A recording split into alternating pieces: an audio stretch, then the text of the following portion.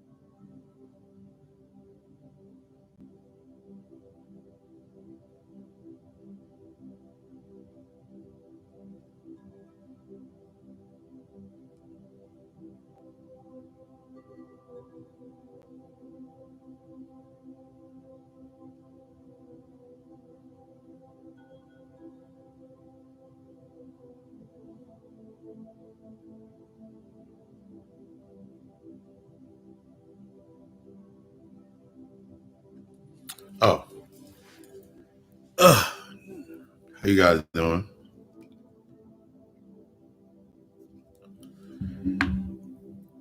As we're getting ready for tonight's class, sorry, I wasn't even looking. I'm setting up a shadow work consultation as we speak. Welcome, welcome, welcome to the Badlands. We have to, one thing that I learned in my work, like understanding myself, coming into myself, then one of the biggest things that we have to do is we have to understand that at a point in time, based on the events that have happened to us and why we keep getting stuck in these cycles, a lot of the times is because we have willingly suspended disbelief to keep ourselves in certain spaces. So think about it like to that space. We have willingly suspended our belief in what we deserve, what we acquire, all into that narrative as I'm writing this out. To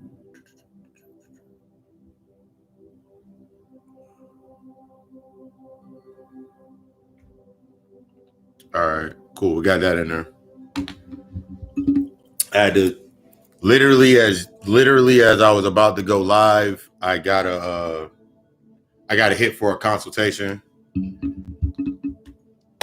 But the suspension of disbelief, by definition, the suspension of disbelief is the willingness to suspend our logic and reason into an aspect in order for us to feel good, or basically to boil down to stay within inside of a certain behavior.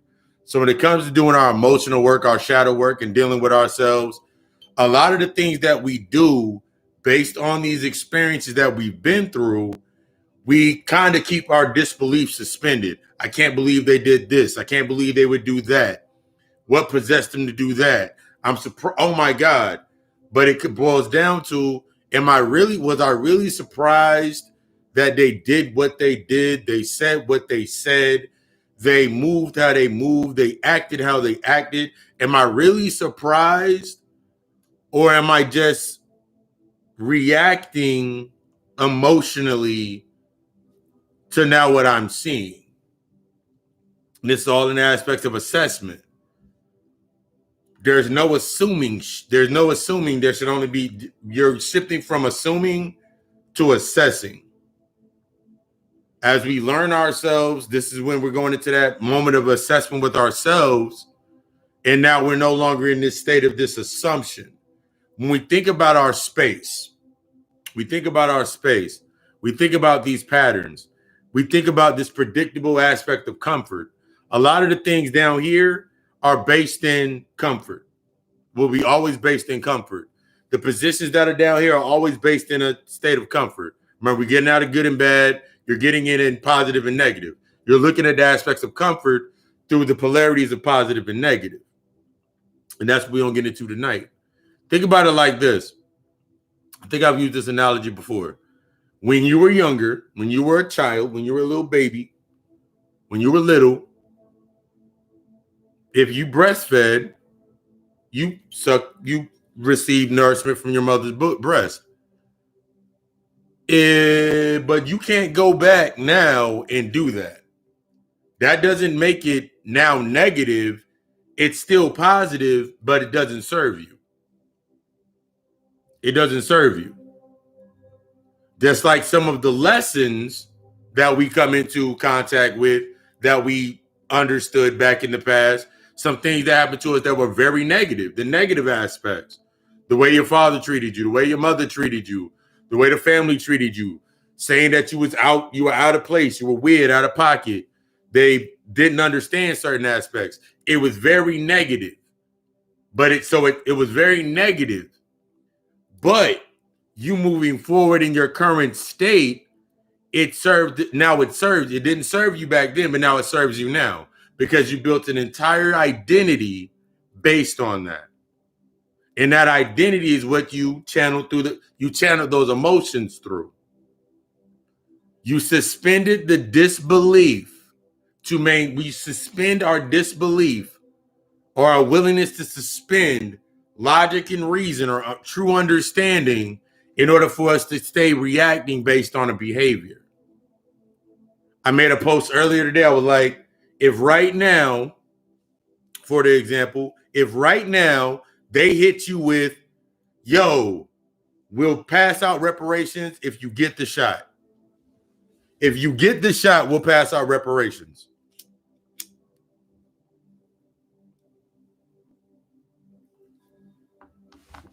I ain't never, will never, not even thinking about it. It's give and take. Everything down here in these polarities is based on give and take. So a lot of times when we go into these spaces, what we're giving is of the physical. So naturally, what you give is of the physical. So what you receive is of the physical. I talked about it yesterday during the God Hour show. You only can go as deep into something as you went into yourself. So a lot of times we keep suspending these aspects of ourselves or suppressing these aspects of ourselves for that fear narrative, that wound, those emotional wounds that we're not dealing with, those shadows that we're not integrating with. There's multiple levels of these shadows.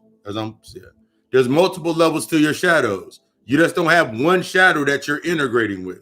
They're just like when we think about the legions of your ancestors and everybody that's within inside of you, there are legions of the shadows that you are going to have to integrate with. Each shadow has its own purpose. A lot of times we don't understand how detrimental integrating with your shadow is on a multitude of levels. It just ain't I integrated with one shadow and my shadow, because then this is how you get stuck within the comfort zone. I integrated with one shadow. You have multiple layers to yourself.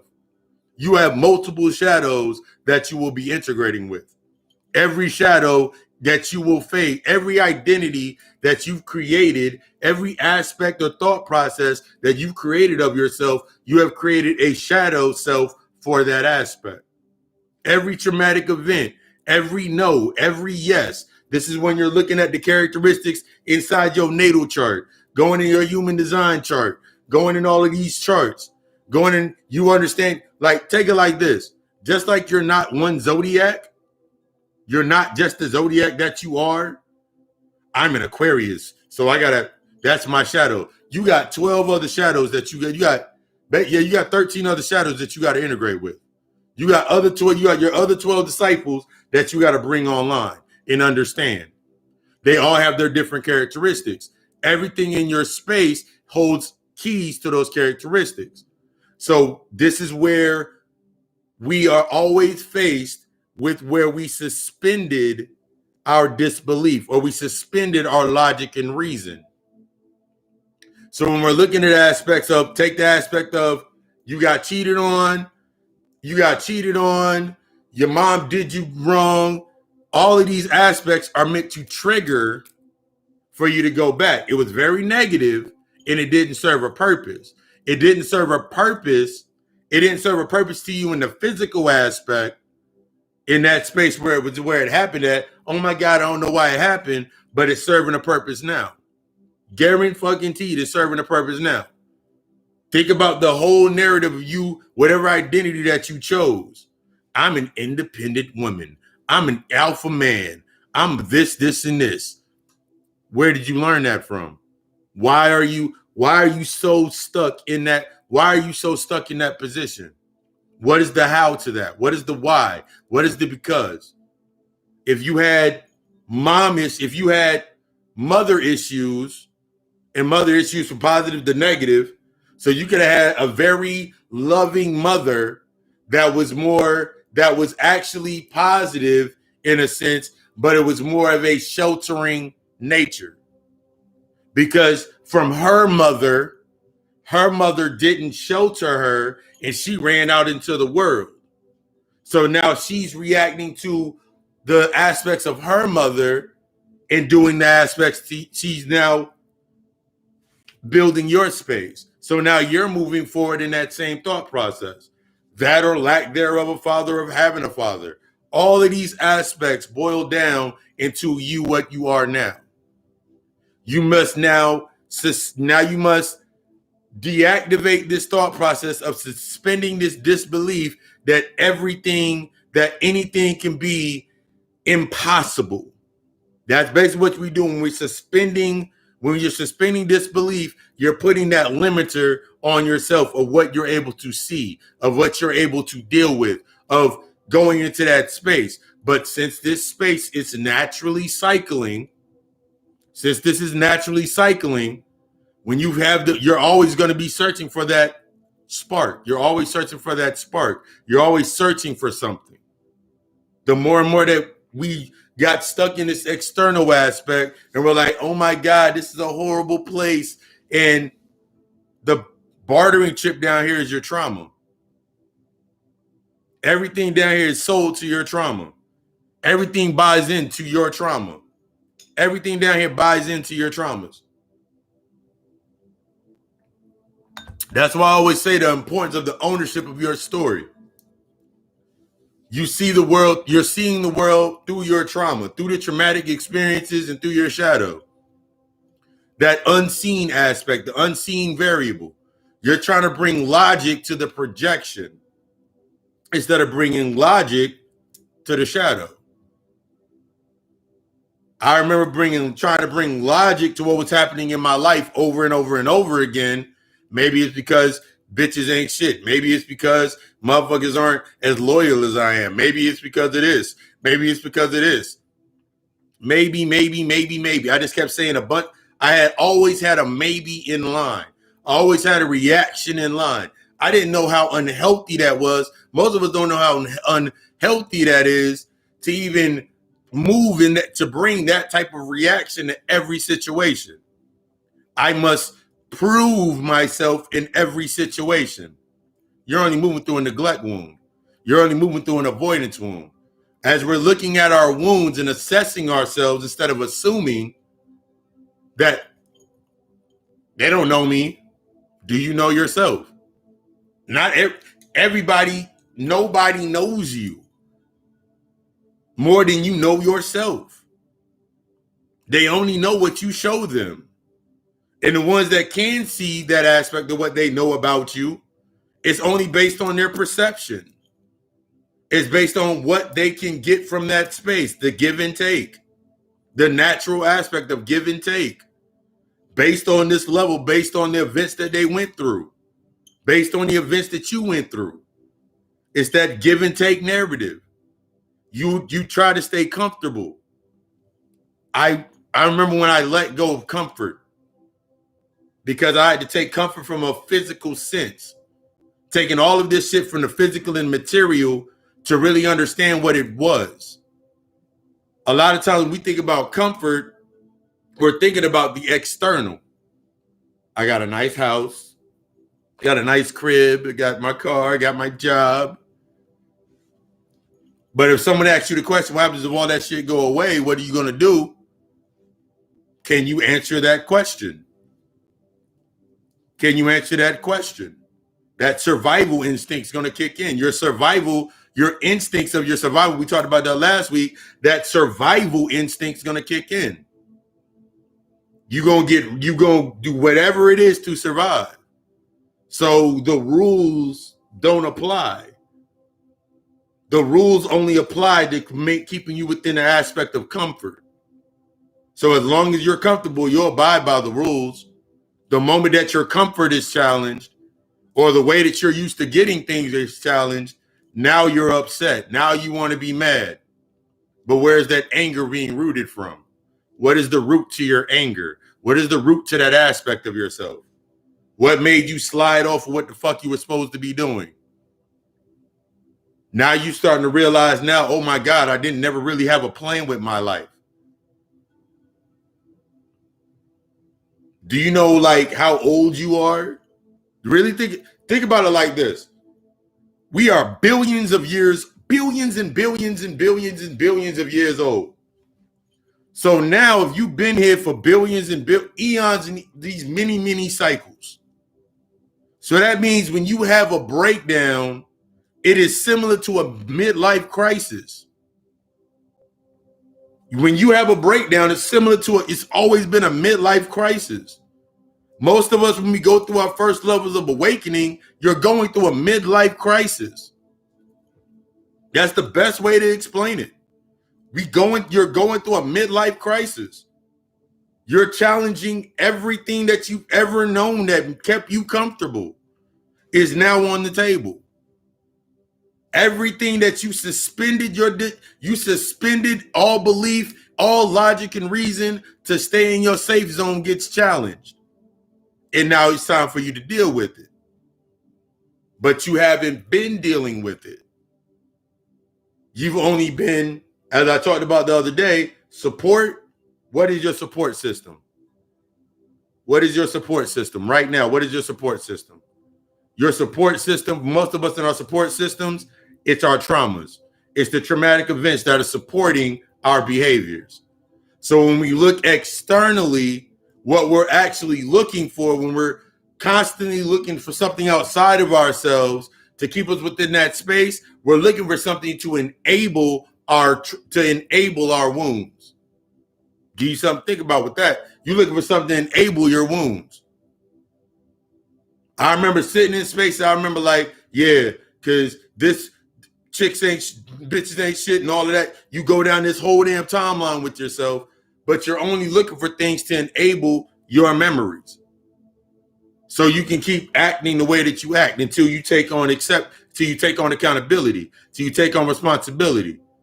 You'll go around I remember going around my entire time, like just, all right, that person got to go, this person got to go, this person got to go. But I would keep certain individuals around me because even though I know they lied to me or they did me dirty or they did some shit, why the fuck would I keep them around me? Because they correlated to something based in my past. The women that were in my life at those periods in time, they correlated to the aspects of my mother. If I can give this shorty everything that I believe would have made my mother a better mother, then they'll stay. And if they don't stay, it's because they just like my mom. They just like my mother. If I can prove my acceptance, if I can prove through the wound of neglect or rejection or whatever I thought I was going through, and I can prove to my pops that I can build a family. I can build a family. I can do what I'm doing and succeed. Then I can then guess what? I'm gonna do it. But I had to think about it. That was the energy I was taking into that space. You only get what you put in. You only get what you put in. Remember, the unseen creates your space. The unseen, the darkness, the dark matter, the melanin, the carbon, the copies over and over and over again, the most dense substance. That's what creates your space. That's what projects into, that's what your light expresses into that space. So you sitting there like, but nah, no, That's what you put into your space. There's something that you have not yet dealt with. And it gets even deeper because the higher that you get into yourself and the more that you start going into your work and ascending and the deeper and deeper you get into yourself, then it becomes more mental scapes of not this current cycle, but now you're going back through your cycles. You're going back through all of your cycles. You're not just dealing with your shit. You're dealing with every existence that you've ever existed. There's no such, I've said that before. There's no such thing as mistakes. There's infinite probabilities within infinite probabilities within infinite possibilities. So you got one stream of thought that you have now learned about yourself, but you got about 1 billion others that you're going through. That's why the weight becomes so heavy when it's an emotional catalyst. That's why it gets so heavy whenever you're looking at something and you got used to facilitating through that emotional aspect, because it gave you the reason to keep that identity or that played out aspect of yourself. So you don't let it go. I remember I can go back to thinking about the first aspect of losing 27 family members before I turned 18 years of age.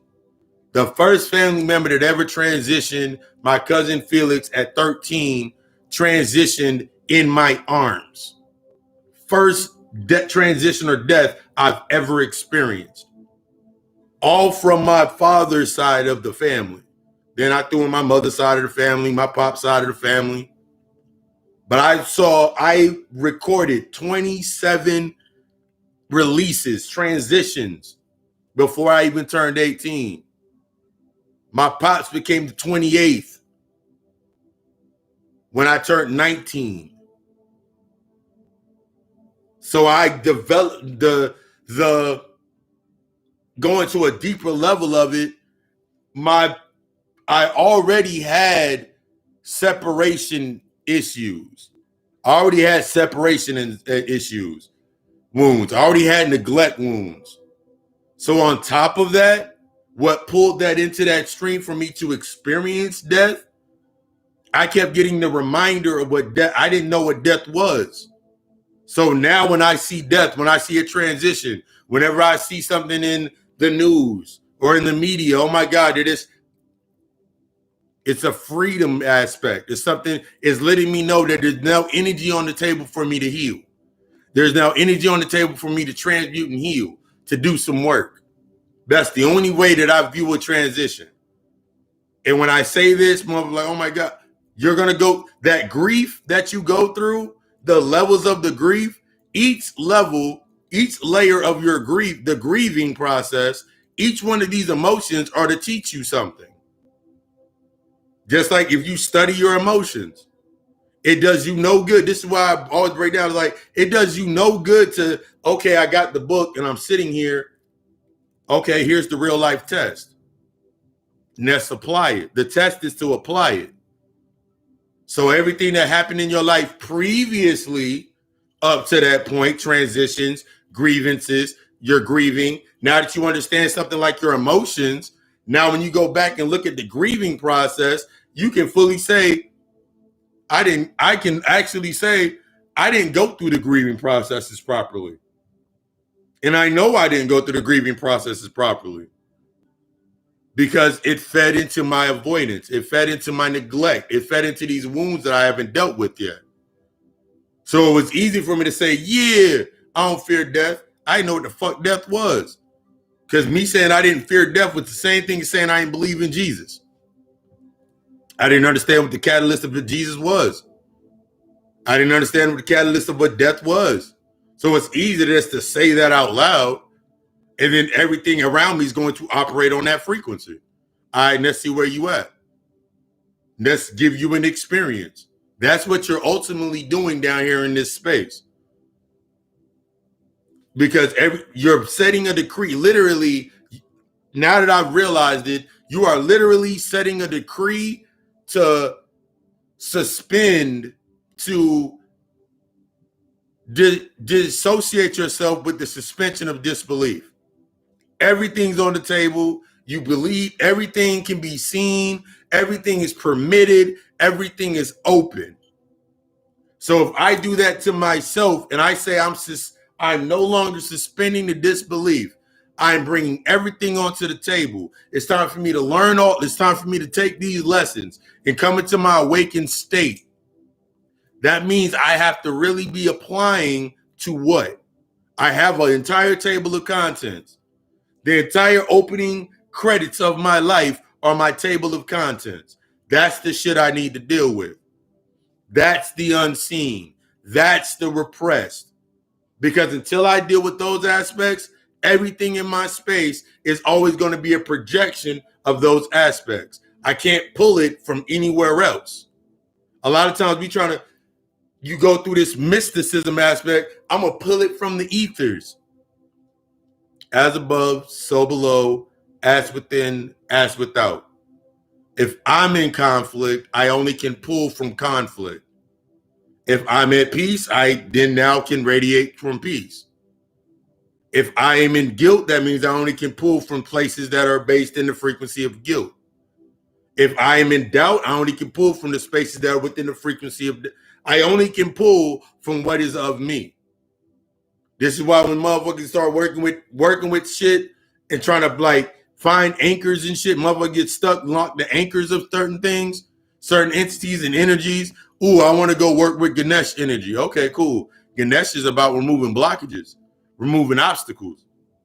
So now what happens in your life, all of a sudden, like everything that you viewed as something that served you was actually an obstacle. Oh my God, my mom and my dad and my brother and my girlfriend and my boyfriend, my cousins, they start falling off.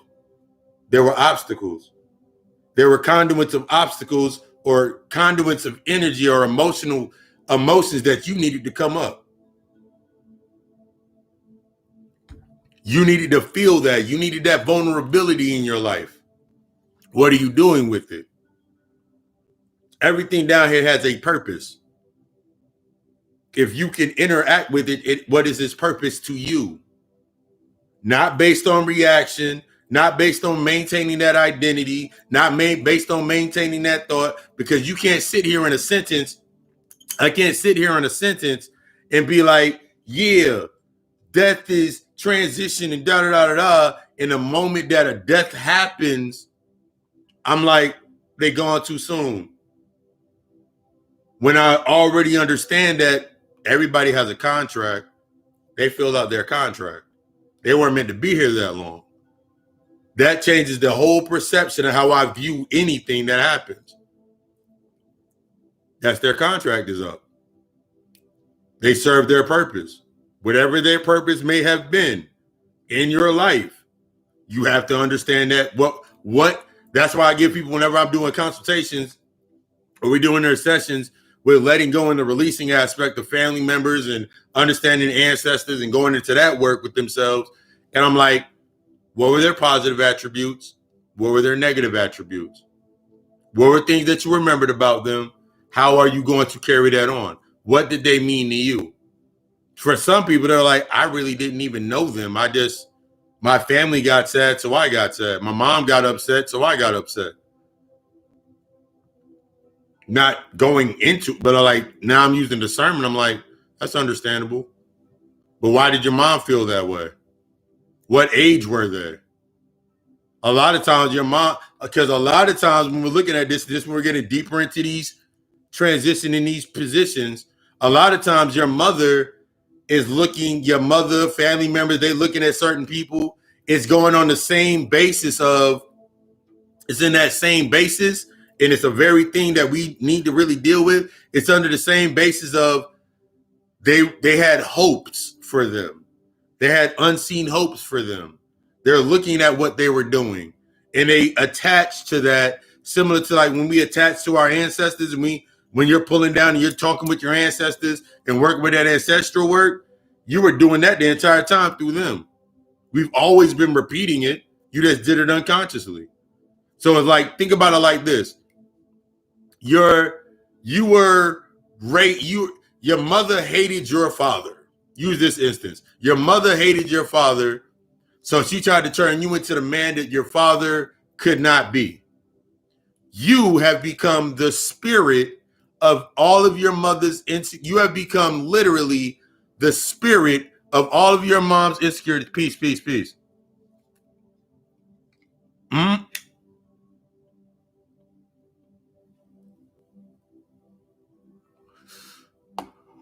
Read that.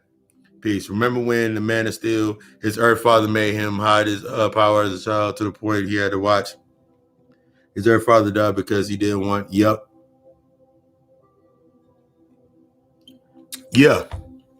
That's exactly where that's this aspect with yourself of your mother making you literally become this beacon, or this weight is put with on you anyway, based in this indoctrination process. I remember, like, I can go back and look now at, like, my pops a lot of the times was trying to make me this version of him that he cannot be. My mom's wanted me to be this aspect of something that she never received, going against the natural order. A lot of times we put ourselves in these spaces is because you went against the natural order, the natural synthesis, or the natural process. So every time you go against the natural process, something must come in order to reset the process. This is how you look at the events that are playing out in front of you, to reset the process, to have you force your ass to sit the fuck down. Like, let's look at these motherfuckers have no fucking, we know they have no fucking power. We know they don't have any power. They have no power outside of the power that you have given to them in that aspect. Like everybody else in your life, they don't have any more power than the power that you have given to them. The moment that that power is tested or challenged or put into a certain position, it's moved out of that zone into that new chaos, that new realm of that chaos of expression. It has to be defined. It's only defined based on what you are. So when we're looking at, oh my God, I couldn't, yeah, you couldn't define it. So you're not really surprised. As much as you think that you're surprised that they did what they did or they said what they said, it was outside of your field of vision. It was outside of your field of sight. It's something that you have not yet defined. That is the unknown aspect. When we think about betrayal, betrayal goes on that same line of thought process. It's outside of the defining point that you defined into that, defined based on that identity, defined based on that square that you were standing on. So now you sit, oh my God, I can't believe what possessed you to do this, and what would make somebody do this, and what would make somebody do this. Their survival of nature. That's within their nature of survival. That's their instinct. When you really understand your instincts based on survival, how far are you willing to go to survive? So it suspends those rules. The only way that you can master, the only thing that you master when once you suspended the rules, the only things that's going to bring you into guidance is your emotions. It was already present. It was already there. The rules have been suspended. The rules of your comfort zone didn't go that far because you only go as deep as you went inside of yourself. Similar to like just using this aspect with like Superman. I don't want the world to see you save me, because then what next? Because he wasn't ready for that position. He was doing what naturally a father would do in protecting their child, providing what he didn't have provided to him.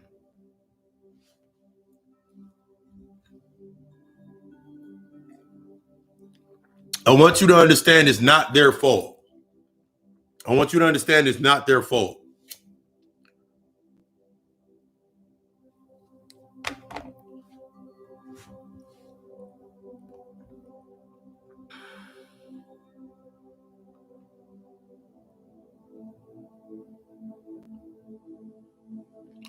Yeah.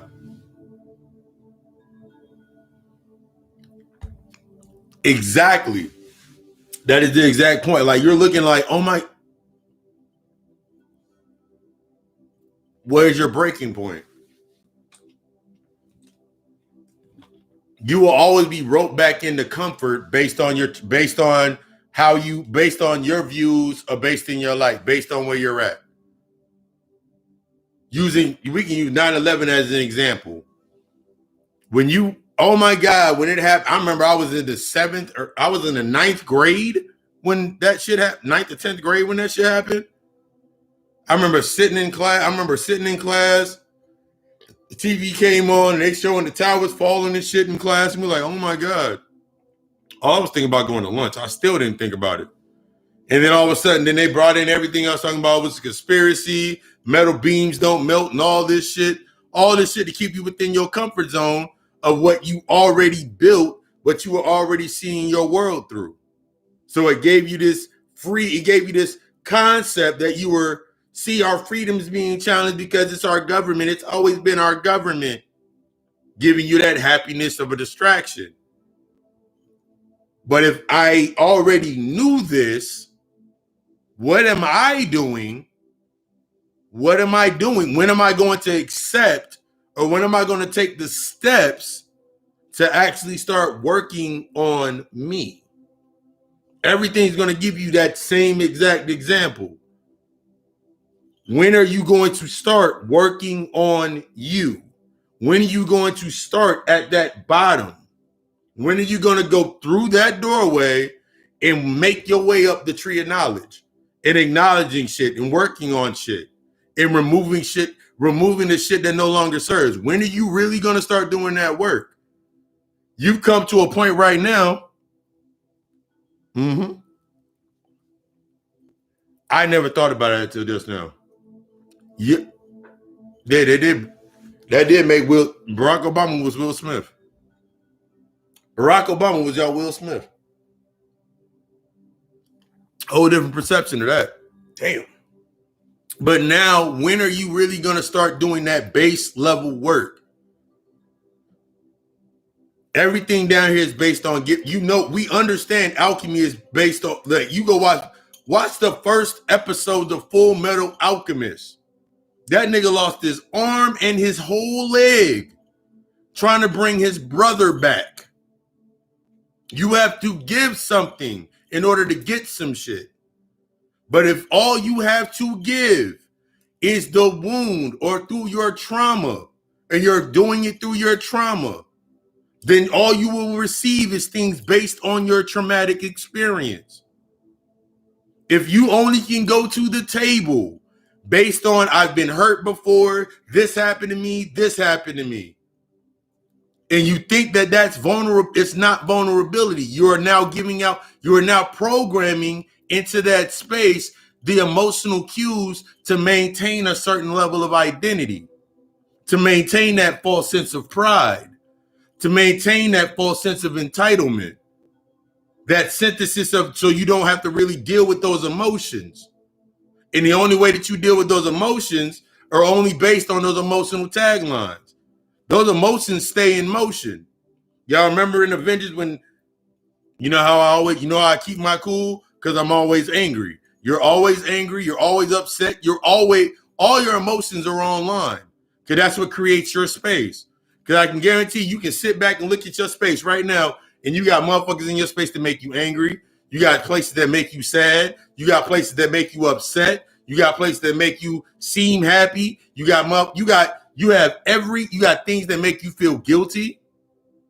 You got things that keep you insecure.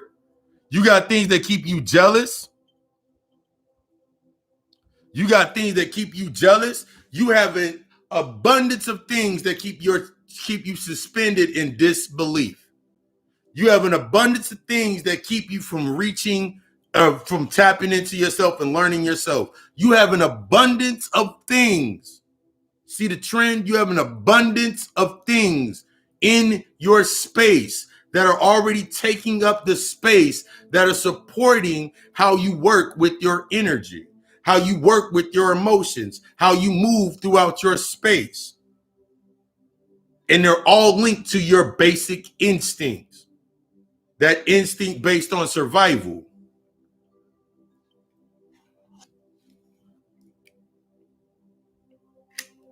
Mm-hmm. You stuck inside of that space. So once you achieve an attribute based on what you didn't get when you were little, that younger aspect, I didn't get this, I was treated unfairly, I was hurt, somebody hurt me, and all of this aspects. I never want to be hurt again. I never want to go through that again. Now you're using that energy. So now when you get something, this is the whole hope narrative. You were using hope. And now when you got it, you don't know what to do with it because you didn't have a plan for it. It was just another excitement or another addiction or to feed another urge.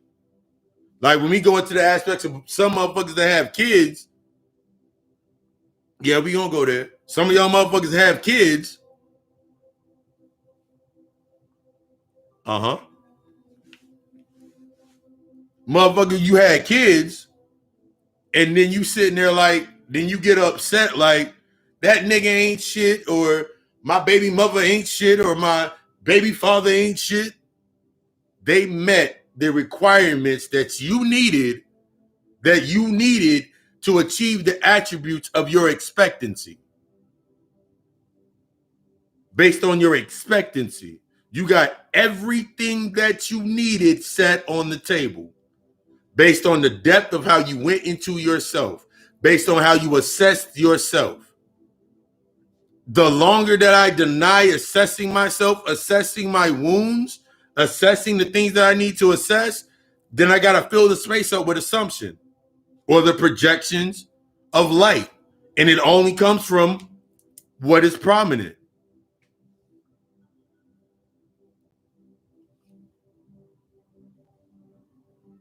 Oh my God. Same thing with you want to go get all of you want to get the degree. Okay, cool. You want to get all of these physical aspects to keep you inside of a certain set of behaviors. So you can keep saying that, yeah, I can do this. So you can keep telling your one side of your story because your trauma co-signs that story. One-sided. You have to deal with those aspects. It's really time to bring that logic and reason into your aspects and understanding.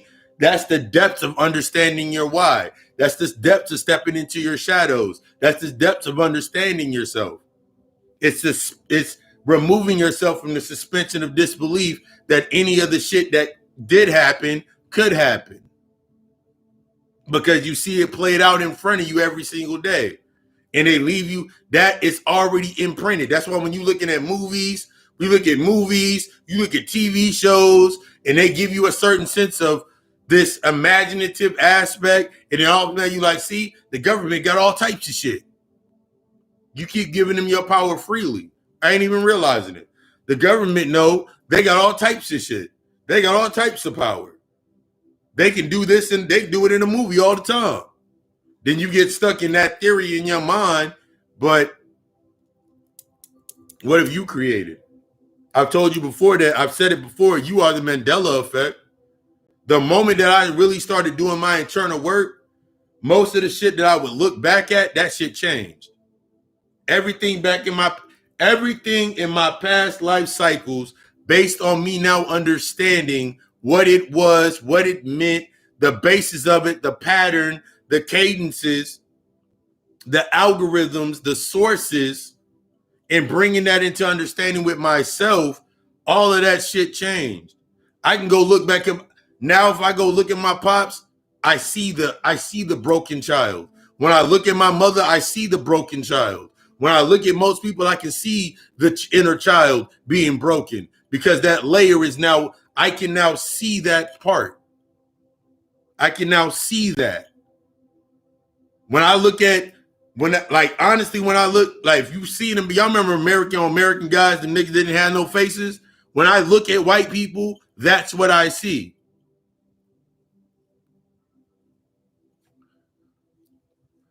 A false sense of comfort and freedom. I look at Juneteenth like Kwanzaa. I never celebrated Kwanzaa. Where did it come from? What was it? Where did it come from? I look at Juneteenth just like Kwanzaa. Nothing against it, but if I've already suspended my belief, if I've already detached myself from the suspension of disbelief, then anything that I see, I actually had a brother hit me up in my messages the other day. He was like, you notice they got Juneteenth and Pride Month and Father's Day all in the same damn month? See, they're trying to emasculate the black man, brother. You a Moor? I was like, no, I'm not a Moor, sir. No. You see, they try to see it's an agenda to keep us locked in. I was like, I don't celebrate these holidays, sir.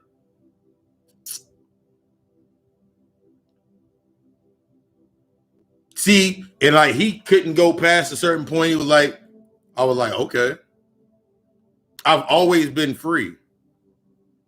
I've always been free. I just had to learn why. I had to learn the aspects of me being free. I had to accept what locked me down and what emotional aspects or patterns. That is true. That is true. That was yeah. Taking the same aspect, you thinking about Kwanzaa, so everybody's now Africa. Oh, we all Africans. Okay, but what about when I look at any of these things with my space, is like, if that was so willingly given to me, I have to question it. Whatever it is, it's time for me I have to question and research everything, not just the things that are on the surface that I don't agree with. I mean, everything has to be researched. Everything got to be looked at. Everything. I'm looking at everything because most of my lineage is in Brazil, is in the islands. Most of my lineage is in the islands. When I tell people, like, when motherfuckers go to Puerto Rico, stay out the plate to bro that free lunch. When I go to Puerto Rico, okay, San Juan, cool, Manguez, Ponce. I'm going down in the deep part. There's like, if I go to Jamaica, I'm going down. I don't have to go to the resort. I can go sleep at the resort, but I'm allowed to go to where the tourists don't go. I've expanded past that. I was doing that shit when I was younger because my lineage is in those islands. My lineage is just not in Africa. That's just like looking at the aspect of, when are you going to stop calling Europeans white people? When you know you're the original from that aspect. When you know the entire name of Europa was from you. When are you going to stop giving them that aspect? Everything that you're doing right now is suspending this is taking yourself out of the suspension of disbelief with yourself, so you actually can start taking your true ownership of yourself, your story, who you are, what you are, not based on the fucking identity that you've been given based in comfort. Because with that identity, you have to, the way that you got that identity has to be maintained in that same way. So you want to be love, you want to be all light and peace. You got to maintain that projection of what makes your light and peace. That means not dealing with those shadows and going into that same aspect. If I'm fuck, love, and light, I want to be all dark and I want to be all in my darkness. That means You are denying the aspects that are projected into the projections of your light.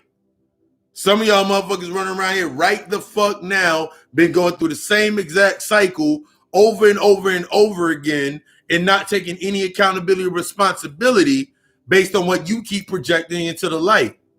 And then you got motherfuckers that are in that love and light category that are not taking responsibility for the shit that is project for the root or the seed of their projection in their own darkness. So then you wondering why this shit is the way it is. You wondering why shit is so easy. You wondering why you corrupt so easily. Because you denying another part of yourself. I've said that shit before. What you deny, your inner child gonna pick up. It's like think about it like kids gonna be kids and kids are gonna absorb and be sponges. What do you think your inner child does in the darkness? Everything that you deny, everything that you don't want to deal with, and they're left in the darkness with it. They're gonna pick that shit up and use it. Think about every scary movie that you've ever watched. What happened when the inner child, when that child is left to roam freely into a house that they freely to an environment that they know nothing about? They just want a friend. It comes to you based on what you are. It's always came to you based on what you are. They don't have any ability. They don't have any in-depth ability. The motherfuckers. You look at the people. When you look at the what we're gonna look at Alex Crowley. That nigga was a druid. That nigga was a druid. That nigga was original to one of us anyway. He was one of us. You gotta accept that shit. He was one of us. That nigga went into that shit and became one of us. But because his behavior, his mindset was stuck in that vessel, he acted out in that space.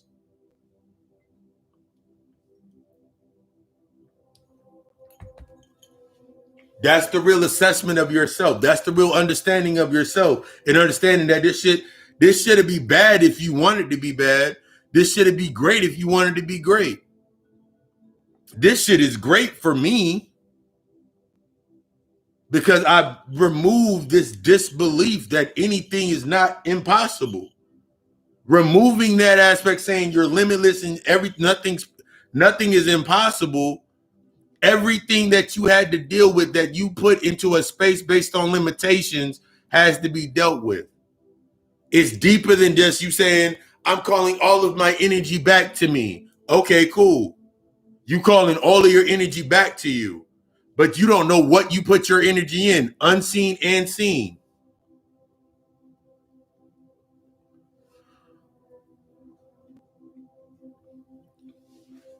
So now you got people coming back into your space that you shared your energy with, that you thought you cut off, but you didn't understand their purpose in your space anyway.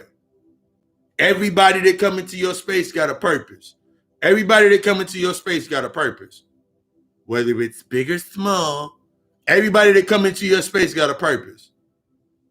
But if you only looking through the wound, you will never understand their purpose. You will not understand why they couldn't go to a certain point. That was not meant. It was not dictated for them to go to that point. Just when we go into the aspects of the fear of releasing, letting go, and going into these aspects of those wounds, you're still holding on. You're still trying to bandage that wound. You're not dealing with that wound. That wound needs to be dealt with. That shit has become festered. That shit has become infected. That's the corruption. You stuck in that simulation because you feel that motherfuckers out here really feel like if they give you reparations, what is the price of your reparations? What is the price for you to shut the fuck up? That's basically what you keep saying.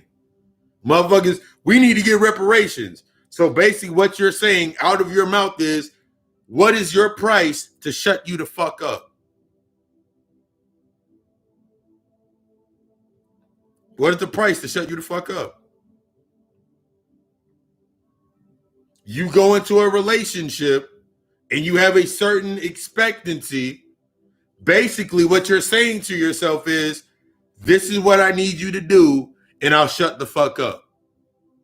I won't say anything, and we can just live out this predestination of our lives.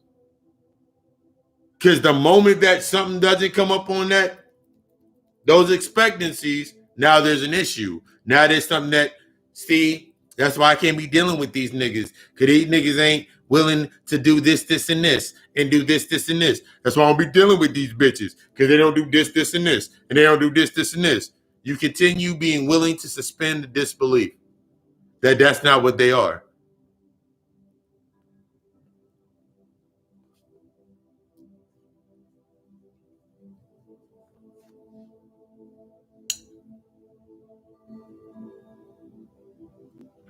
You're going to keep seeing it until you deal with the aspect with inside, until you learn the corresponding inside of yourself. You are going to keep dealing with what you keep dealing with until you understand and tap into and learn the aspect of how it is built based into self. What does it really have to deal with you? What is the unseen aspect of the unseen archetype that is within inside of yourself that has you keep seeing that over and over and over again? You keep trying, I'm going to make it all balanced and loving. No, you're not. That's that savior complex. You got to suspend that savior mentality. If they're not ready for it, they're not ready for it. That's one of the things that I had to learn early on before I went public with the work that I do. I had to learn, and I'm still learning to suspend that aspect. I'm still learning to suspend that aspect. If they're not ready, they're not ready. If it's not based on anything else that I can do inside of a certain space, that's not for them. Some people are meant to, they're not meant for that aspect. I have to move forward. You got to move on. You keep trying to keep everything in this, you try to keep everything in that realm of comfort. You trying to stay in comfort. Ultimately, you trying to stay in comfort. So you try to keep but now the natural aspects of your anger, your resentment, your anger, your resentment, your disappointment, your grievances keep coming to the surface. Because you still trying to hold on to that avoidance. You still trying to act through that neglect. You keep attracting motherfuckers that are untrustworthy, that you can't trust, that you can't talk to, that you can't trust past a certain point. What neglect wound are you fucking holding on to? You keep attracting individuals in your life, or you keep seeing motherfuckers that you can't seem to.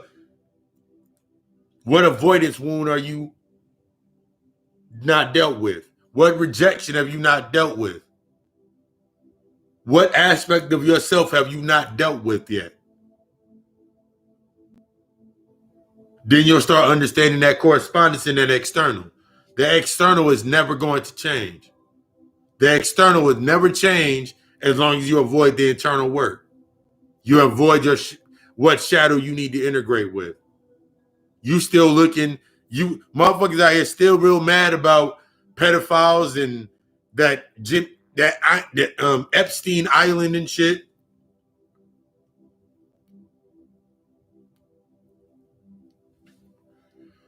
But that event that happened in your life where you had one of your cousins come up to you, a cousin, your sister.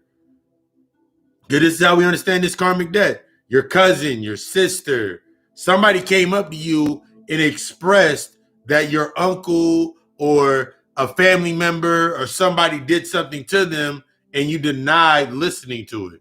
You said, it can't be. My uncle is not that. You're still dealing with that.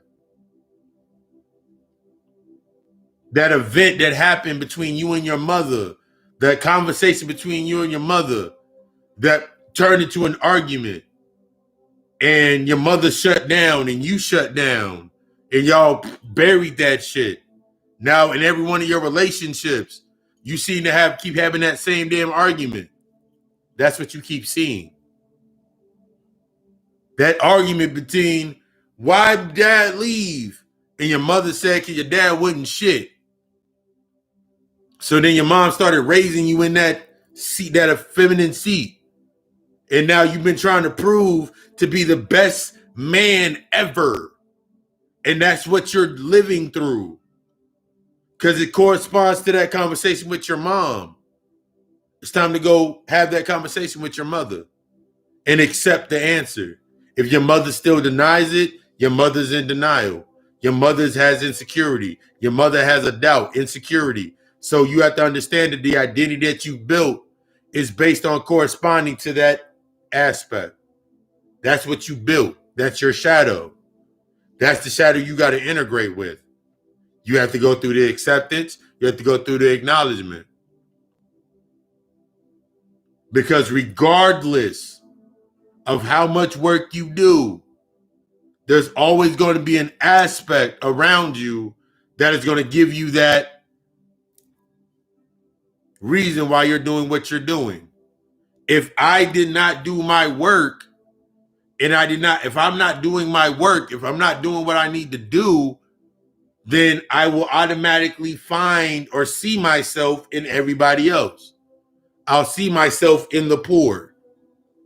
I'll see myself in the motherfuckers that scream that they're so fucking hood. I'll try to see myself in that space. But I won't know how to interact with it.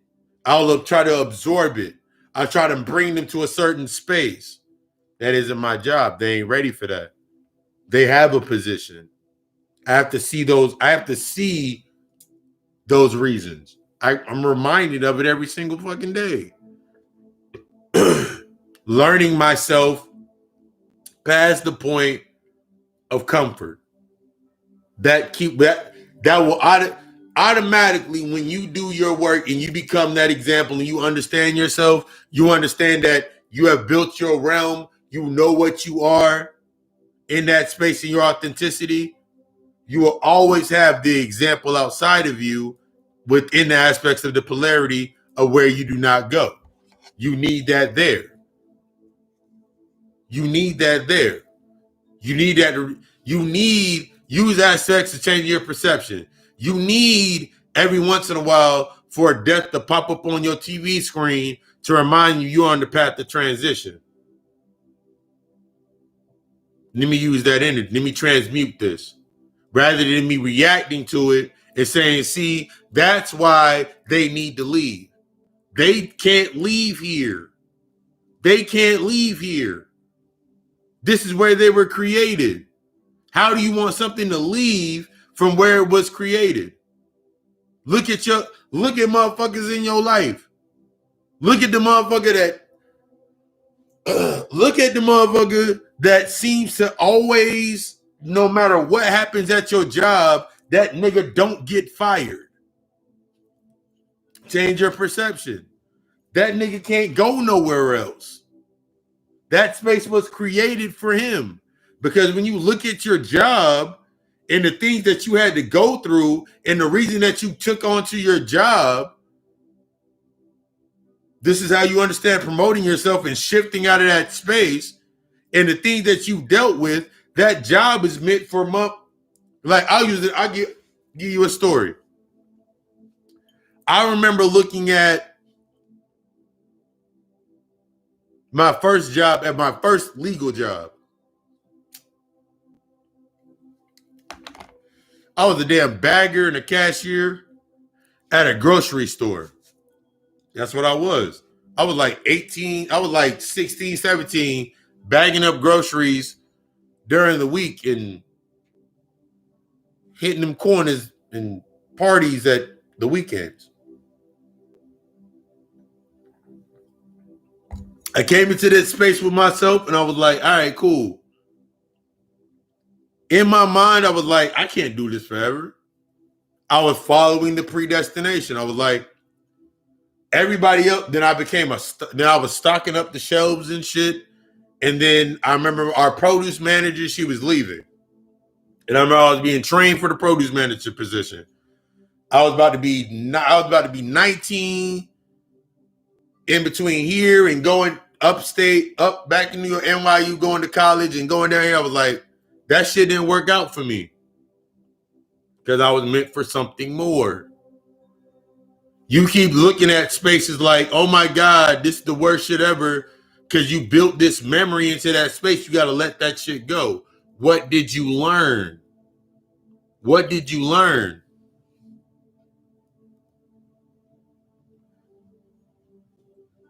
What did you learn? What did I learn?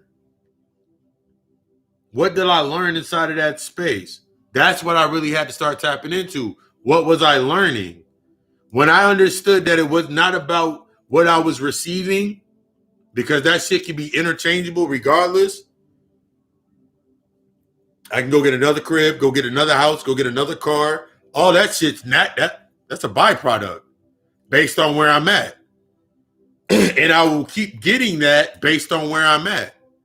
So if I stayed in that mindset, then the first way I got the car, based on acceptance, based on trying to be accepted, not be rejected, based on not being neglected, all of these wounds, that's the only reason I would go get the shit that I would get.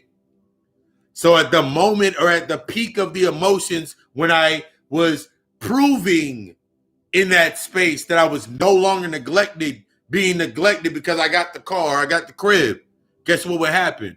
I lose the car, I lose the crib. Something would come into my space that I created ultimately to challenge me inside of that space. All right, cool. Let's see if you really is about that life. Let's see if you really about that life. When we talk about spiritual protection, you've always been protected.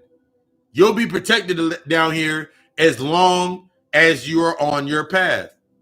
That's why motherfuckers down here right now are soulless as hell. Their soul left them a long time ago. Their spirit left them a long time ago. There's motherfuckers that you fuck with right now. Their spirit left them a long time ago.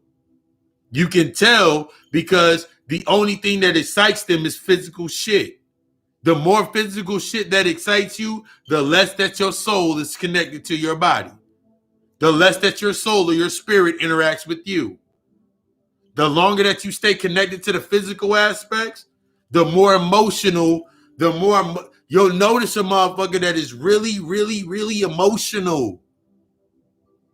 Based in fear, based in anger, based in those level emotions. Their soul has literally left them. They empty as hell. I see that shit and I'm like, that motherfucker has no soul whatsoever. That motherfucker is literally an automaton that's moving around in the space. Literally. They have no. Yeah.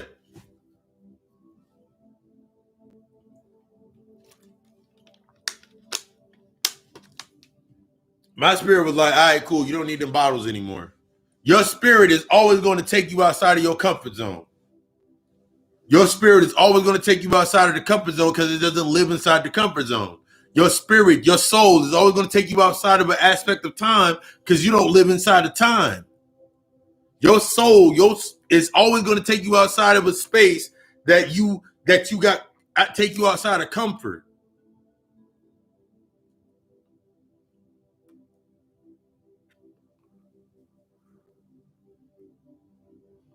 That's why Big Mama died in soul food.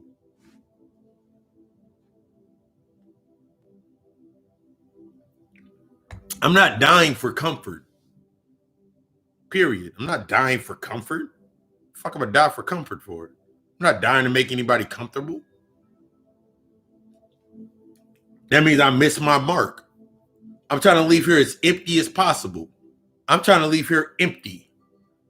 Because if I leave here with something on my mind, if I leave something with something on my heart, that means when I got to come back and experience that shit all over again. When we think about, give you the basics, because I did some consultation this week. Think about the aspects of the Christian model or the religious model or the fundamental model. I've watched in meditations motherfuckers that are stuck.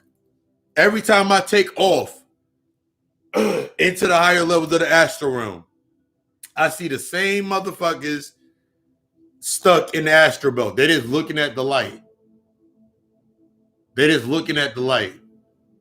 And it made me think about why so many people were attracted to me. Because they're attracted to the light. Whether they know what it is, they're attracted to your light. Your light, remember, your light is defined by what you have projected into the space.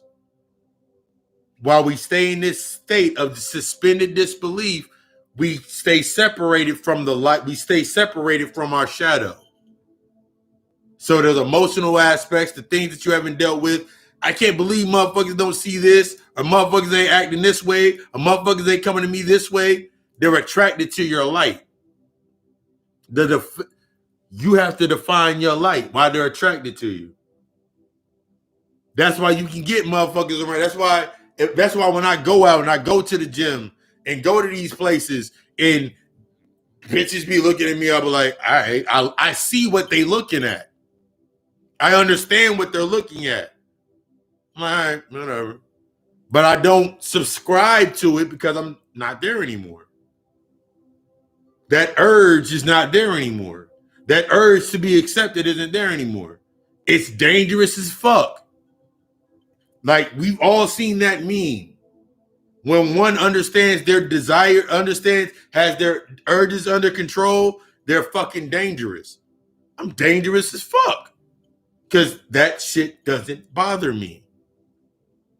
What doesn't bother me? Because I understand it. That's compassion. I have an understanding for motherfuckers. Yeah.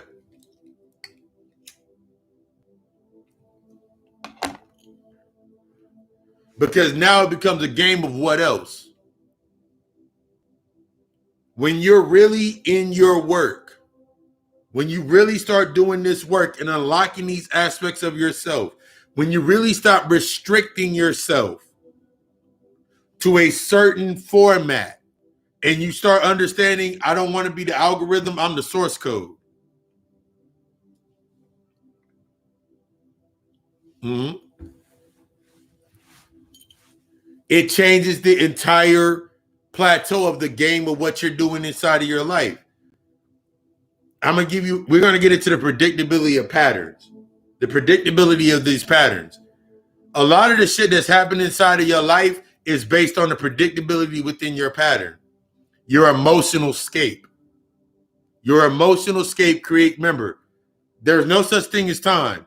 The only thing that creates time is your emotional aspects and your behaviors, which become the patterns that synthesize you within that time zone. That's when I tell motherfuckers, you don't have 24 hours. You don't have 24 hours. You got whatever time you woke up and whatever you did to pre-program it before you got into it. So for me, my time is spent on purpose. I'm purposeful with my discipline for myself. My discipline is not for anybody else. Your disciplines are not for anybody else. Just like your intentions, your affirmations are not for anybody else. They're for you. This work is for you. It's not for anybody else. It's not to keep that relationship going, because the primary relationship is with yourself. You are two energies intertwining. Your masculine and your feminine energy. The more I understand my masculine, if I came down here in the masculine form, that means I came down here to understand the feminine energy. If I came down here in the feminine form, that means I came down here to understand the masculine energy. You came down here with that. Let's talk about the last aspects of your soul contract. Why you came down here. What was your purpose for coming down here? Not putting yourself, I'm going to go put it all in. No. Because you will deny yourself or restrict yourself every single time. I've said that before, I no longer subscribe to saying fuck Jesus. I no longer subscribe to it. Nigga, I am the Christ. I am the Christos energy on a basic level, Kundalini, serpentine energy. So I'm not going to be sitting there in a space saying fuck Jesus. Because at a point in time, nigga, I'm Jesus. You're Jesus. So why would I still subscribe to that old narrative? Fear. Because I put some stuff under the blood of Jesus that I don't want to deal with. My mother, the way my mother acted to me, it always goes back to the same forum. What supports your reason for what's the reason what supports your true reason for saying fuck Jesus? How your mother treated you, how your mother acted, how your father acted, how your family members acted, their perspectives, their thought processes, what they were willing to avoid, what they were casting away. So you just did the big picture and you did the same shit that they did. That's why you don't have a relationship with them. That's why that's why your relationship is still with them. You're still relating to them based on the same traumas. The shit that they avoid, the same shit that you're avoiding. That's why they're still in your life. That's why they still so prominent in your life. That's why you can get upset when your mom act a certain way. Why is my mom acting like this? You ain't surprised. Because if you look back at yourself, you did the same. You're doing the same shit. You've done the same thing. Your mother trying to keep up the same identity that now you're looking at the identity that you need to get rid of, and you need that the identity that you need to fall that needs to fall away. That's what you're looking at with your mother. That identity that you need to fall away, that's what you're looking at with your pops. Or father figure. Or mother figure. That identity that you need to get away with, that identity that you need to drop off is what you're seeing inside of your brother, your sister, your family members every single time. You have to face that shit. That's the shadow that you call for. You calling forth the darkness. You stuck in dark side, nigga, and you calling forth the darkness. What the fuck you think you about to call forward? What do you think is going to come through? It only can come through based on what you are.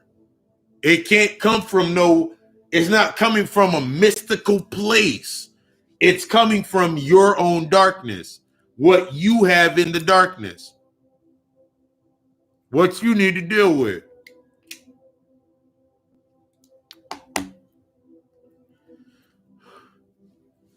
Hello, I'm Papa Lucifer. I'm Papa Lucifer Samdi. I am the crossroads. So where do you think it's going to come from? Every characteristic that's within my shadows that I got to understand why I came into that place. So I can understand my urges. I can understand my doubts, my fears. I can't become that energy until I understand everything that's in my timeline to give me my aspects of that energy. I'm not about... That's how we get stuck in that space. Because you still trying to deny a part of yourself. You still got a part of yourself locked over there somewhere. You didn't shut off your emotions at some point in time in your life. And now you going forward and you're wondering why shit keep being emotionless. People keep coming at you based on a physical content or keep coming to you to a certain way. Because at a point in time, you denied yourself to understand some emotions. The emotional aspects of my grandmother, what my grandmother meant to me. I shut those off. I said out loud, I will never love another woman like I love my grandmother. Okay. You asked for it. I guess is that what you want, God? Yeah, that's what I want. All right, cool. Give me the alchemical sources and all of the rest. Give me the recipe and everything to make sure that keeps happening. So now I'm emotionally detached because I refuse to understand the emotional catalyst and the emotional cadences of my grandmother. So now I'm going into every space trying to unconsciously look for somebody to be like my grandmother, somebody to be like my mother, or somebody not to be like my mother. That's the only way my emotions get unlocked. That's the only way I'm going to be what I need to be inside of that space, because damn me giving it to myself, damn me learning it about myself. I need a reason. I need an external part to give me that reason. But if my trauma's in the seat of support, all I'm looking at is a way to avoid. All I'm looking at is a way to neglect. All I'm looking at is a way to neglect, avoid, stay in the aspect of not being rejected. Nigga, you ain't gonna play. Motherfuckers ain't gonna play me. You ain't gonna talk to me any type of fucking way. I don't know how stupid the fuck I sounded when I said that shit out loud. Now that I'm in this centered space with myself, is like, yeah, you may have a point in time where you need to show your fangs. Yeah, you may have a point in time where you need to show your claws. Yeah, you may have a point in time where you need to show that aspect. Every once in a while, you might have to do that. But there's a difference between you triggering others and you doing it based on a detachment wound, staying detached from something. There's a difference. You got to learn that balance. You are here to learn your balance. My balance is to do exactly what I'm doing. And it works because I can see it's doing exactly what it's supposed to do. Exactly. The militant, I said this before, the militant-minded individual will sell their emotions to the highest bidder. The warrior works happily inside of their garden. This is my garden. This is an example of my garden. I'm not denying the abilities and the power that I have and the power that I wield. But the whole aspect of the power that I wield is mastering the ability never to have to fucking use it. I don't like, why would I want to keep myself in a constant state? Because if I keep myself in that state, I ain't got to deal with shit. I'll always have a reason outside of me. Exactly, that war mode mentality. Fuck am I at war? Who fuck am I at war with? Ain't no one down here ain't nothing down here ain't got no fucking power greater than me. Let me use my power for something else in building. I don't plan in my mind. When you stuck in that war mode mentality, you want to prove this shit mentality, when it comes time for that peace, when it comes time for you to tap into that peace, you can't tap into it. Why? Because you ain't learned, you're not radiating at peace. Your instincts are based in survival, not in peace. Your instincts are based in fear, not in love. So how can I embrace love if my instincts are not in love? How can I embrace peace if my instincts are not in peace? How can I embrace the power and the beauty of my enlightenment, my levels of enlightenment, if my instincts are not within the basis of enlightenment? How can my intuition naturally challenge me in the higher aspects of myself when I'm still stuck in the lower aspects? I have to gotta challenge my instincts, my magnetosphere, my environment, the reflection of your superego. The biggest picture, use that as the analogy of the pictures that your inner child paints and you put on the refrigerator. That's your environment.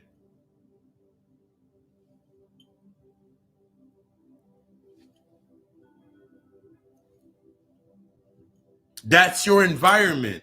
That's what you become used to. That's what you subjected yourself to. So if all I see is conflict in my environment, that means I got some internal conflicts that I got to deal with. If I see some shit that is surreal to my mind to wonder why a motherfucker is possessed to do that, that means I got some shit inside that I got to deal with. If I don't deal with it, my superego or the magnetosphere leaves me locked in that space for comfort. And when we think about comfort, it's not based on, remember, we're getting out of this space of good and bad. We're going into positive and negative. As we opened up with your mother, you sucked on your mother's tit when you were little. But if you try to go right now, if me at 27 forever, at 36 years of age, tries to go suck on my mother's tit, I ain't gonna get nothing out of it.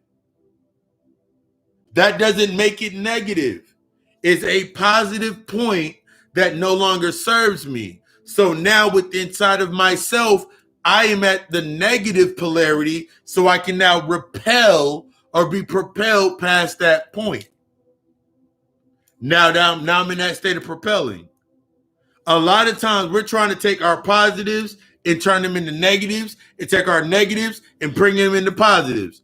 Guess what? You're still stuck in the damn polarity. You still stuck in that space because you're trying to make your positives negatives and your negatives positives.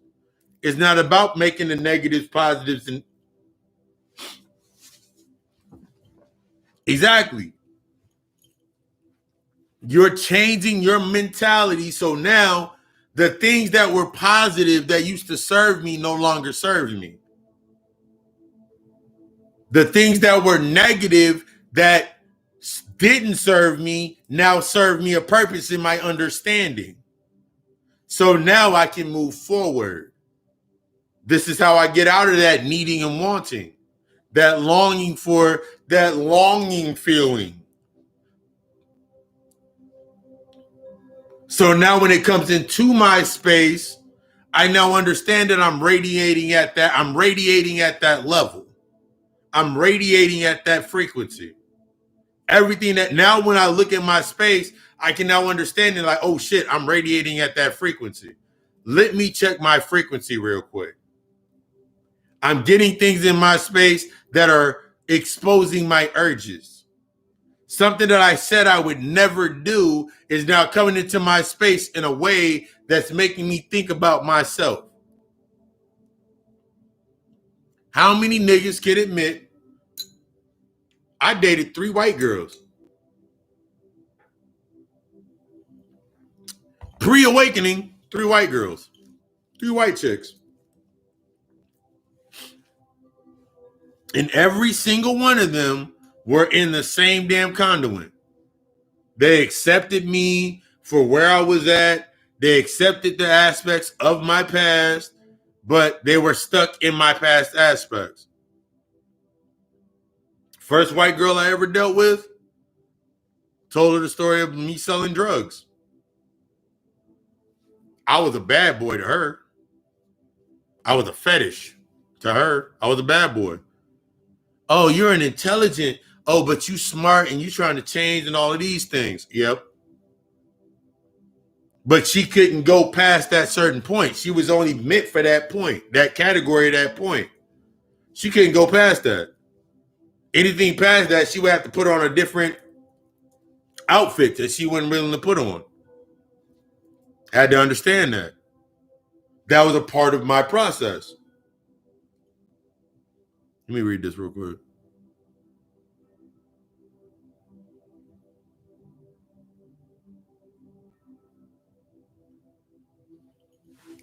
But now I'm in the space where it's like, oh, that was a part of my process. I had to accept that. Because if I denied that aspect of my process, guess what would happen if I came back down here? More likely one of my possibilities. Guaranteed I'm about to come back down here to go experience that again. Everything that you've ever done, you got to take away that aspect of shame. You got to take away this aspect of insecurity, that pain towards you going through that experience. That is your experience to go through. That's the reason that it's on your table. You got to take yourself out of this identity complex that you got to do some shit. Oh my God, you brought dishonor to the black community because you dated 3 white girls before you became awake and aware of yourself. Yes, I can own that part of my story. I can own it. I can own it. It's not in the closet. I can own it. This is where you're getting to with yourself as you're understanding yourself. You're tapping into yourself. You're learning yourself. You're learning the processes of yourself. You're going through these processes. You're going through these aspects. Because until you do that, you're only going to be living based in the shadow of something else. You created an identity. You created a shadow. Identity, shadow. Every identity that you create is a shadow, has a shadow that goes with it. Every shadow is connected to a certain level of channels of it. Every shadow is created based on the level of emotional channels to use to create that projection. So if I use an example, when I was the restaurant manager,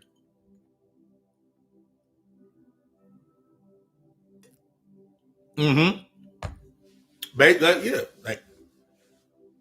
the whole aspect of the apology for yourself is regardless of when I go into a space and I make the apology, the only apology is change behavior. So regardless of the apology that is made, either my behavior is changing or their behavior is changing. I'm not thinking about their behavior changing. I'm thinking about my behavior changing. Their behavior is secondary to me. I can care less. I have compassion and understanding because I'm understanding as my behavior changes. As my behavior changes, I have compassion and understanding to why their behavior, or I have ideas to why their behavior won't change. They're not willing to let go of something that I'm willing to let go of. So as I'm going into that space, give you that example. My pops had an expectancy from me, business minded as shit. But when it came to the aspects of building business, he never gave me that aspect. He just kept telling me the stories of when he was younger and all that shit. Hot dog carts and ice cream cones and all that shit. But when it came to being in this space, he couldn't give me external examples in this space. But I had to learn. He only can give me from where he was at. They only can give me from where they at. If I can't learn nothing from it, then I can't learn nothing from it. But first I have to see what I can learn from it. What I learned from my pops was like, look at the environment. One of the lessons. It don't matter about him in the lesson. It don't matter about him. And if he realized that he gave me the lesson, it's the lesson that I took from it. It's what I took from that space. What I'm using from that space to use that energy to transmute. Rather than me sitting in that space, be like, I ain't learned shit from my pops. I ain't learned shit from my moms. My moms wasn't there. My pops wasn't there. What did you learn? You still learned something. That's a shadow you're going to have to deal with. That void of you not having a father figure in your life. You spent your entire life trying to fill that void. That void of your mother not being the mother that you wanted her to be. You spend an entire cycle trying to fill that void. So you created that identity or that shadow, those aspects or those emotions to use to build that shadow created your identity. So now you're living out this identity. But now when you're going through your dark night of the soul, those aspects don't work for you anymore. Read that one more time.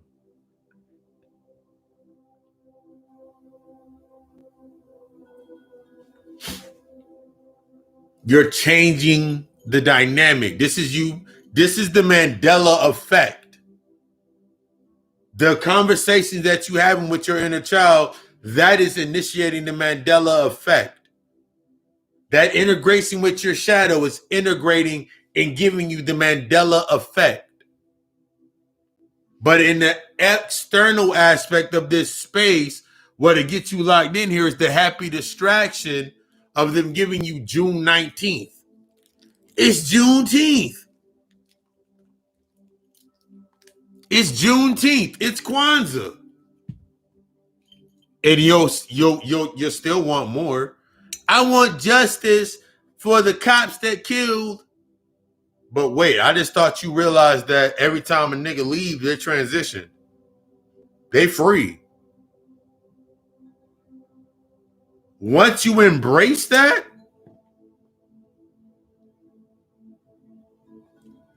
one lesson. Your disappointment in other people was sometimes because you saw their potential. You may have wasted less by knowing them. That's Looking at the potential of others. You sat there and you could have saw greatness in that person.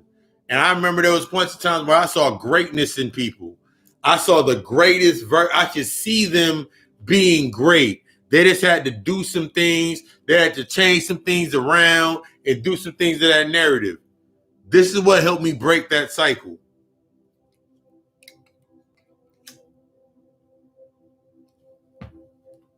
This is what helped me break that cycle.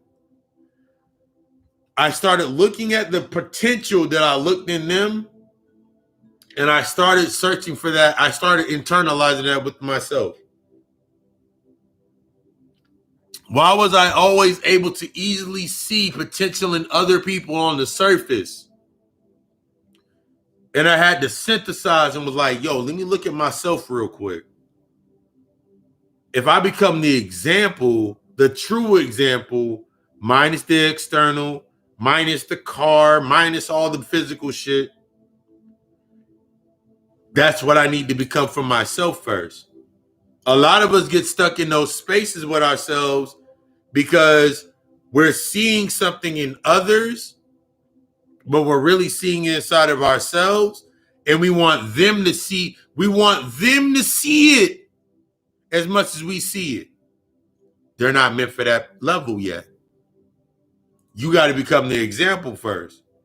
This is that letting go process.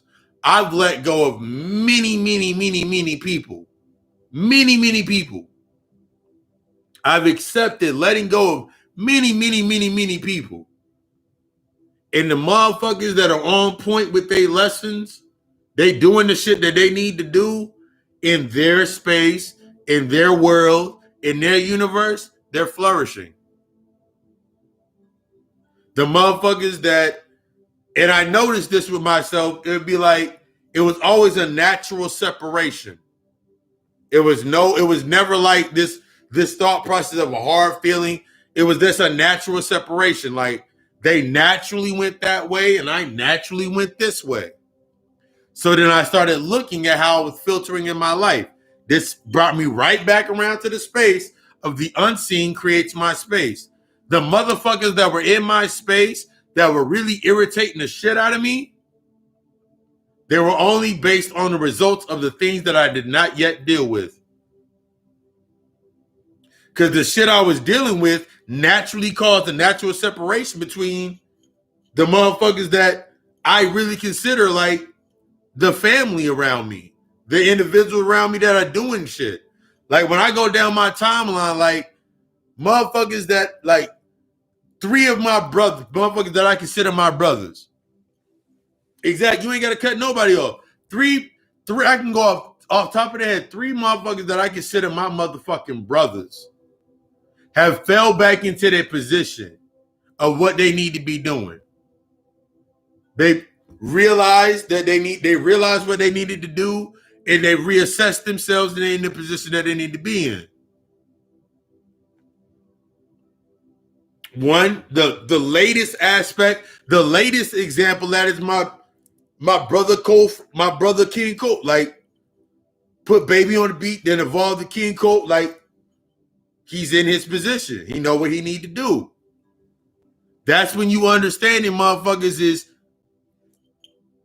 doing what they need to do. I don't have to worry about that aspect.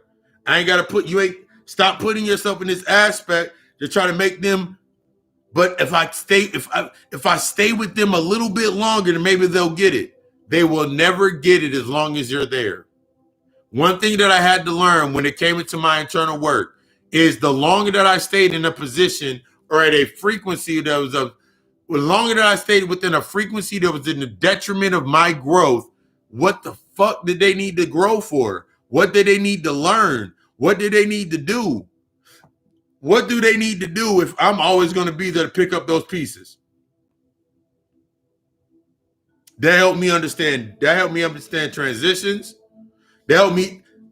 Everything that you do should naturally fall into the synthesis of your thought that helps you further disassociate yourself with staying in the willingness to the willingness to stay within disbelief.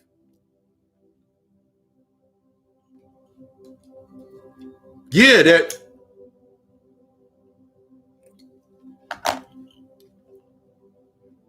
I can't say I'm on my big boy shit and I got crutches. I can't say I'm on my big boy shit and I got something that's holding me up somewhere. I can't come into the position and do what I'm doing from a true space of limitless potential if I got something behind me that's keeping me within my limits. Now, I don't go that far because it will always be shown to you. You will know your true purpose has no limits. Your authentic self has no fucking limits, period. It has no limits. So if you go into a space and you face limitations, you know that that is going to be a lesson to tapping you into your true purpose. It's there for a reason. That don't mean avoid it. That means go through it. Whenever you're in a space and you think it's based on your limitations, it's teaching you to face your limitations. It's teaching you to face those aspects so you can integrate with integrate with how you need to integrate. It's teaching you still fear some shit. It's teaching you still got some guilt somewhere. You still got some insecurity somewhere. You got to deal with it. That's when everybody want to be like, but there's a shift going on and we getting all into our energy. Nigga, where are you at?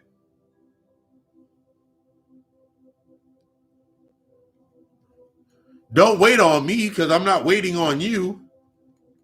If you meant to be where I'm at, if we're meant to be up in the fucking penthouse, we gonna be in the penthouse. I ain't gotta worry about you. You'll make it. We'll be there. Where we supposed to be at, we gonna be there. That's the collective consciousness. Motherfuckers get stuck in these realms.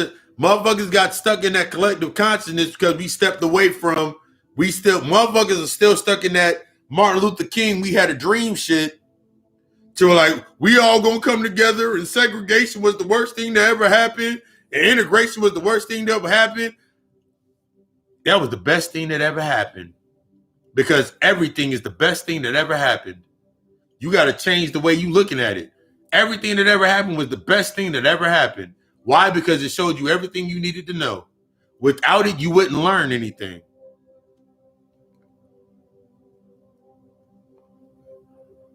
Exactly. If I don't have that aspect there, how do I know where I'm at? If I go to a space like, I'll use a simple example.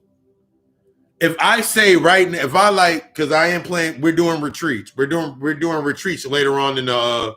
We're gonna do that first retreat coming up in the fall. We got classes coming. We got the co-alchemist classes coming up in the fall.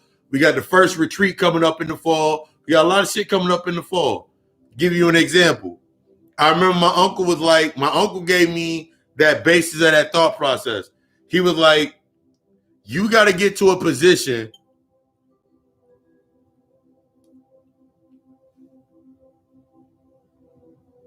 Yeah, you got to accept it.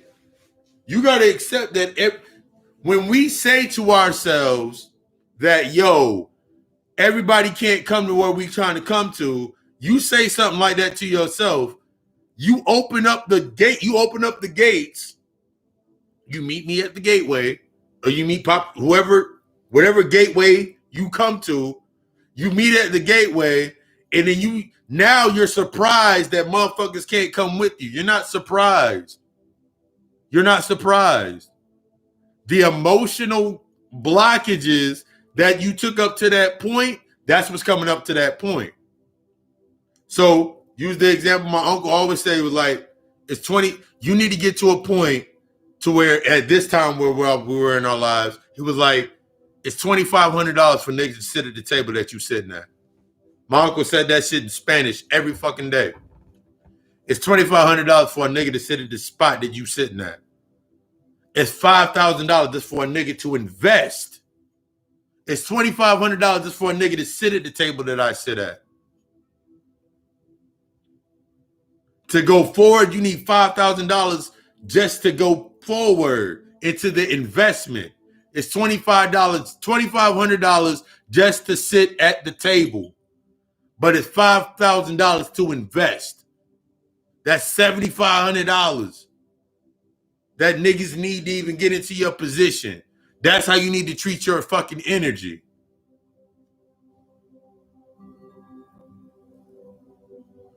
We always in sync. That's the mindset and mentality that you need to be into. Because that's what you're being shown by when you're looking at the white man and how the white man is preserving themselves. I remember looking, one second.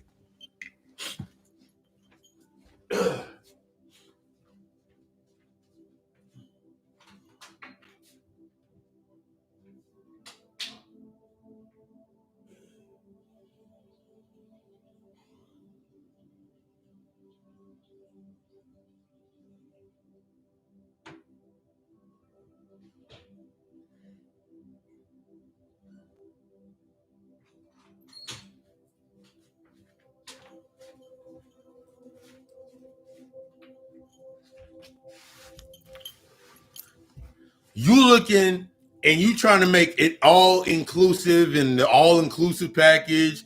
You got niggas going to booking.com and you giving them time to tap into your package. Oh, it's $99, it's all inclusive, and you get all this, you got this many times to join. Take yourself out of that mindset. I remember looking at David Bannon when he was on the Breakfast Club. He was like, I'm not even looking at racism in the same. Because when I look at racism, the root word is race and then it's ism. That means to preserve that race or that aspect. What am I willing to do to preserve the integrity of my standard that I've set? I must be willing to go to the extreme with my energy into the basis of what I set. But I have to become that example first. See, a lot of us is afraid to become that ultimate example. A lot of us are afraid of our true power, your true energy. You can tell when a motherfucker's afraid of their power because they always do some little shit to say, okay, cool, this is how I use. You're always quick to use your power in a space that it really don't. I'm going to do what my ancestor did and put niggas in jars. I'm going to do what my ancestor did and do some voodoo on a nigga. That is a part of your physical aspect. That's a last resort. When we're going through our learning processes of our power and our energies and understanding, the shit that you first coming into, that's your last resort. That's the physical shit. I had to stop getting excited over the physical aptitudes, the physical shit, the shit that I know it work. Had to get stopped. That's an anchor. That's restriction. That's the base. Regardless, I remember when just coming into my natural power of myself. Like, I remember walking in with a book on, I was reading a book on conjuring. Oh, that nigga do spells. I ain't never had to put no nigga in a jar. I ain't never had to put nobody in a jar. I ain't never had to put nobody in a jar or do that. Simply by me being in the space and saying that I was studying voodoo and studying hoodoo, their perception naturally made the separation from me. At first, when I was stuck in that space, when trying to be accepted and trying to over-explain to motherfuckers about what voodoo was, what hoodoo is, what the higher arts of alchemy was. I was trying to explain to them just to stay comfortable. But now I'm in a space where it's like, think what thou wilt. Think what you want to think. Cool. You naturally causing the separation. That's like you looking at a motherfucker you really getting mad about a nigga talking to you about a vaccine. That's the separation that you need.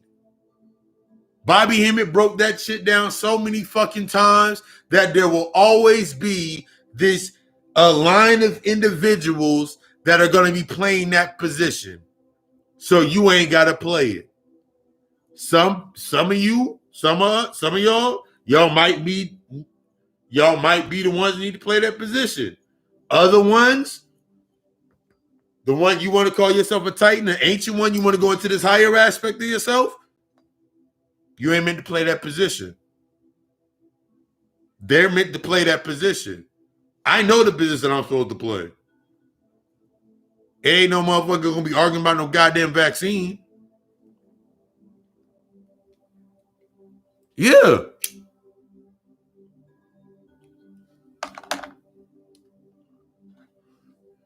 But the crazy part is, once you look at them, like once you at that certain space, like the motherfuckers that are bothered about the vaccine are bothered about their comfort. It's bothered about their identity, their degrees, and everything that they've acquired in that space. And now, inside of that space, since their space was built on survival, that's how we always go back to the same shit. Their space was built on survival.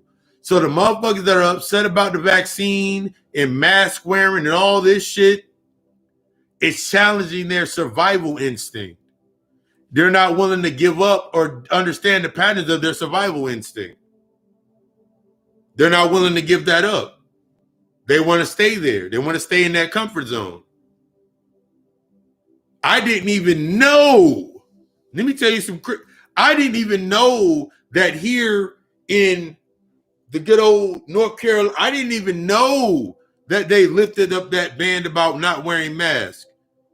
I remember one day I was going to the store. I just left the gym. I didn't even have my damn mask. Yeah. Because that's the next distraction that's going to come up. If you ain't dealt here in this, if you ain't dealt with the mother wound and your mother become a zombie, what you going to do? You going to try to save your mother because she's a zombie?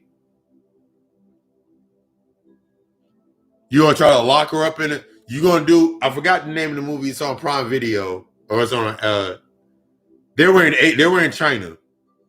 What you going to do? You going to lock your mother up in a, what you call it? You going to lock your mother up in a room and feed her bodies? Because that was your mother?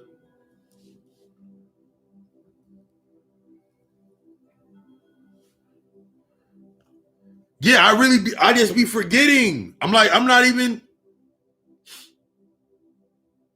I got my breathing mask that I wear at the gym. I got my breathing mask that I wear at the gym. And then I got my other little skull mask, my skull face mask. And then I wear it around my neck. If they say put it on, I put it on. I don't really think about it. I'm not going to be sitting there like, see, they trying to, the carbon dioxide inside of my body, and they trying to kill us with the mask. I don't give a fuck about that shit. I'm a whole fucking god. I'm a whole fucking titan. I'm a whole fucking shaman. If I die if I transition because of my mask, guess what? I would hope not. That was not the decision that I made in my contract, that I'm going out because of a mask. But if that was the decision that I made, let me accept it. That's how much acceptance. That's how much I'm in the state of acceptance with myself. I'm in a state of truly accepting everything works for me. Exactly. Everything works for me. Everything is in my benefit. Whether I like it or not, everything is in my benefit. Everything is a lesson. I can't say that, then go back on my word. That's dishonoring me. This is how you dishonor your spirit, God, your spirit. This is how you dishonor your soul. Every time that you say you don't feel like doing some shit, then you go do it based on a predictable pattern of emotions that you have not yet dealt with. Guess what you do? You set yourself up for the next stream of events.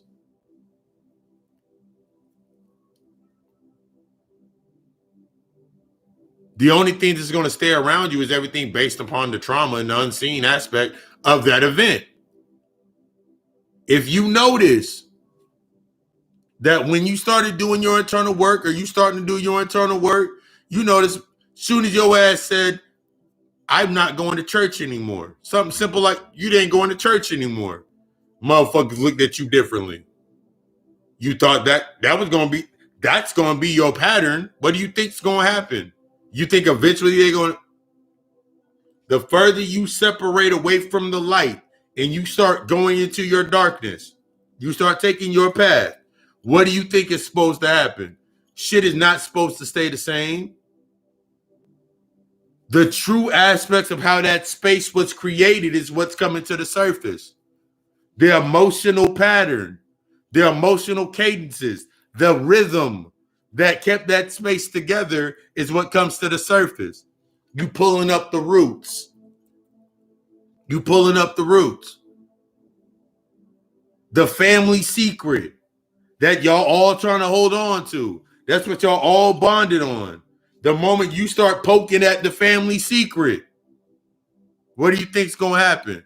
Nah, we don't talk about Uncle Ricky like that. We don't talk about Aunt Gladys like that. We don't talk about your uncle's secret friend. We don't talk about your aunt's secret friend. We don't talk about that. Your uncle is a reverend now. We don't talk about that. Your dad is a fucking pastor. We don't talk about that no more. But my whole pops had a whole secret life where he was out there running brothels and in gangs and shit. They don't want to talk about that aspect. They don't talk about it. His unseen became my seen. Because damn near I was in. My whole father was a fucking Latin crown before it was Latin kings. Real mafia shit.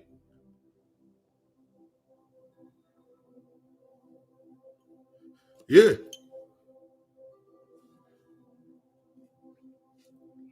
Real mafia based shit. You keep wondering why you keep running around, why you around certain individuals, because they match the contract. They match that energy. You got to see that aspect. You wondering why you attracting certain shit into your space and you trying to deny it. That ain't part of me. Yeah, it is. Admit it. Something happened to you. Something was told to you and you ignored it. You had an experience where you had a thought and you made that thought. That thought went into the fucking ethers. It came back down. It made an aspect into your life. You're not saying anything that you never said before. Remember, I've said every time you're thinking, you're listening. What are you listening to? You're changing. You're evolving. You're becoming something different. Accept the process. If I wanted everything to stay the same, I wouldn't have done none of my fucking work. I wouldn't be sitting here in front of you every Friday night. I wouldn't be dropping a podcast episode every Tuesday. I wouldn't be doing what I'll be doing. I'd be at your favorite restaurant serving you some food. We'd still see each other. We'd still be around each other. There's a reason that we all in this same space. There's a reason that you came into this space and you've been here ever since. Ain't no damn coincidence. We all in alignment of the same possibility. The probability, infinite probabilities and possibilities. That's the collective aspect of that realm when you come into that space with yourself of understanding. You ain't got You say, if I say I want not and need not, but I keep getting new shit, that means I really don't need to think about what I want or need. But you got stuck in that space, that projection, that light, this realm that you got stuck in with yourself that you weren't really to deal with yet. And now you in a space where you ain't got no choice but to deal with it. Now you in a space where like, damn, this shit right in front of my fucking face. I got to keep avoiding it. I can't avoid it anymore. And now you get examples based on your level where you're always going to get based on the level of where you at. Every single time. You always going to get based on the level of where you at. So you got a lot of bullshit going on in your life. It's time to assess the bullshit you ain't been assessing. You got a lot of good shit in your life and you feel like it's too good. You got some shit you got to assess. You said you wanted the good life, but guess what? Everything that you said you wanted a better life, everything that comes up into that space that doesn't match the frequency of what you believe in your suspension of disbelief is challenging the suspension of disbelief that you put yourself in. It's going to push you out of your comfort zone.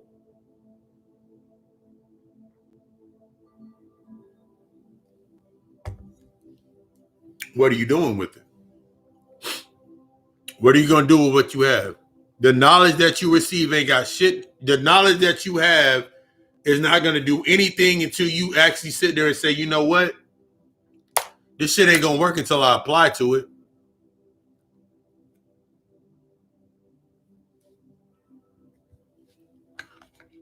When I break down, when I'm like, I'm at a point right now where it's like, I don't want nothing based on Carlos at all.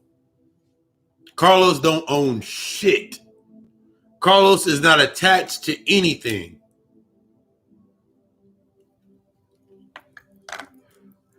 Everything that I have everything that is within a space of ownership is only owned by G.O.D Alchemist LLC. And that's what it will be moving forward.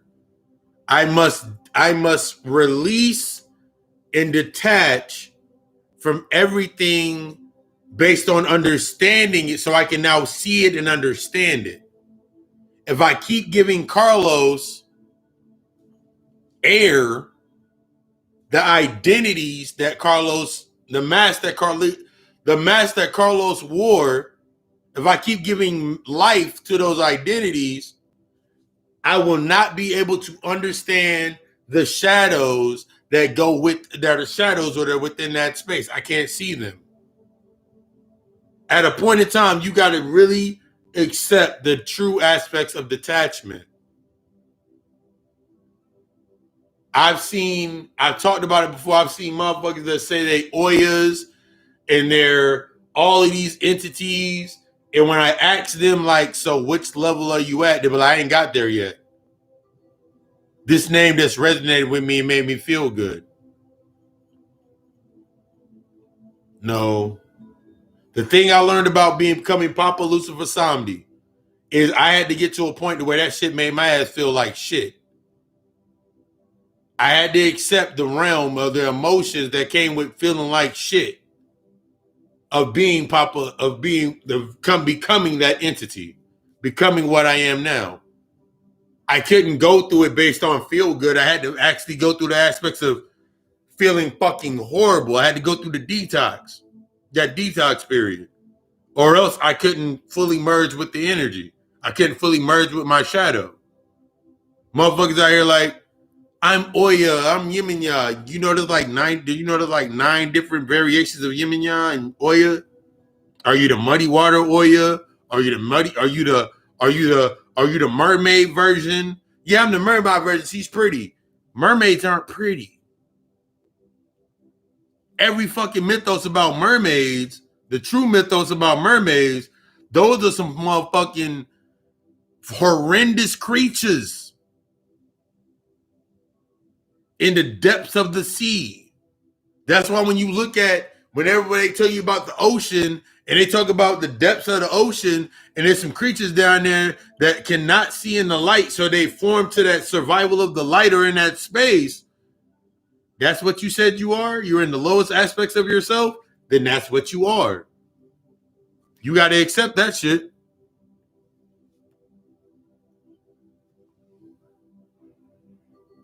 Yeah.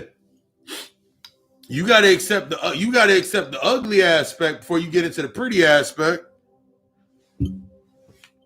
If you didn't know, there's whole stories about Baron Samni, Papa Legba being some of the most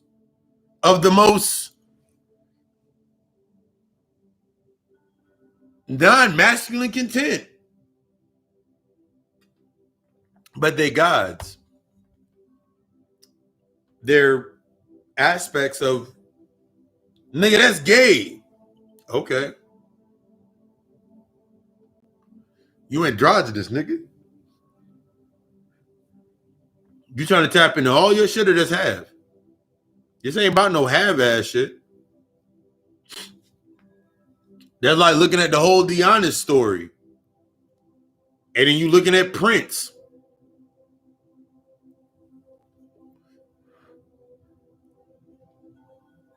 They all taught you about androgyny.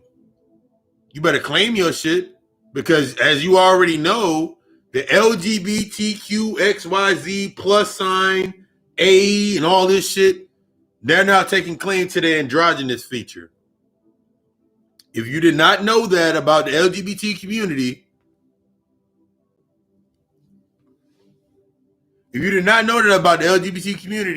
they're taking on the definition of the androgynous and making it a physical concept. Right now. They're doing it right now. They didn't add an androgyny to their shit.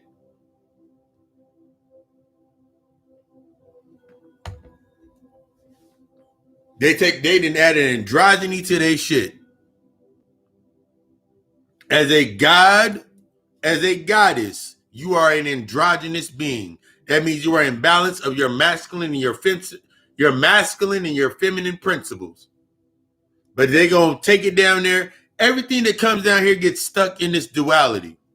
So you now go against it. That's what everything down here has always been into that space.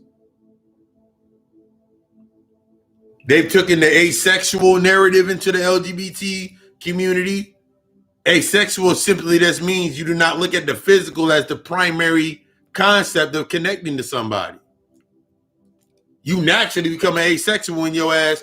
You naturally become asexual when you take on a vow of celibacy or you want to go through the states of semen retention to cultivate your energy. But everything down here is going to be based in bad and good. I already broke down during the polygamy lecture. Every relationship you go into is a polygamous relationship as long as you have not unified with yourself. That's why the first aspect of the relationship you go into whatever seat that you're comfortable with, and then the natural other seat has to come into position. You too feminine for me. Bitch, you too masculine for me. Every relationship you go into is going to be a polygamous relationship until you bring unity to yourself. But you keep going through the disbelief that I can never do this, or I never could be this, or I never could do this. I never could see myself doing this. Go watch some fucking porn. Go look at porn. I remember if you've never looked at the Blue Collar Comedy Tour, you know, with what's that nigga? With Jeff Foxworthy and the white dude that always got his own scotch. He was talking about like, yo, everybody got a little gay inside of them. When you look at a porno, do you look for the nigga with the small pecker or the big ass pecker to go to Pound Town on shorty?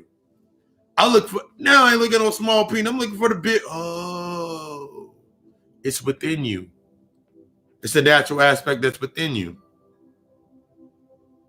You're not exploring it based on the physical aspect or the false narrative. You're looking at it as the true aspect. That's why you'll feel some type of way if your shorty be like, the entire time your shorty said you had you was fucking swinging your thing, but the moment that she get mad, she said your shit was smaller than any nigga she ever met. Tapping at that identity, tapping at that ego, tapping at that identity, tapping at that acceptance wound, tapping at the neglect wound. They've always been in the space unconsciously doing what they needed to do. You just looked at it as based on you wanted to be accepted in a certain space, so you didn't want to do no work past a certain point. You wanted it to stay the same. This shit ain't staying the goddamn same.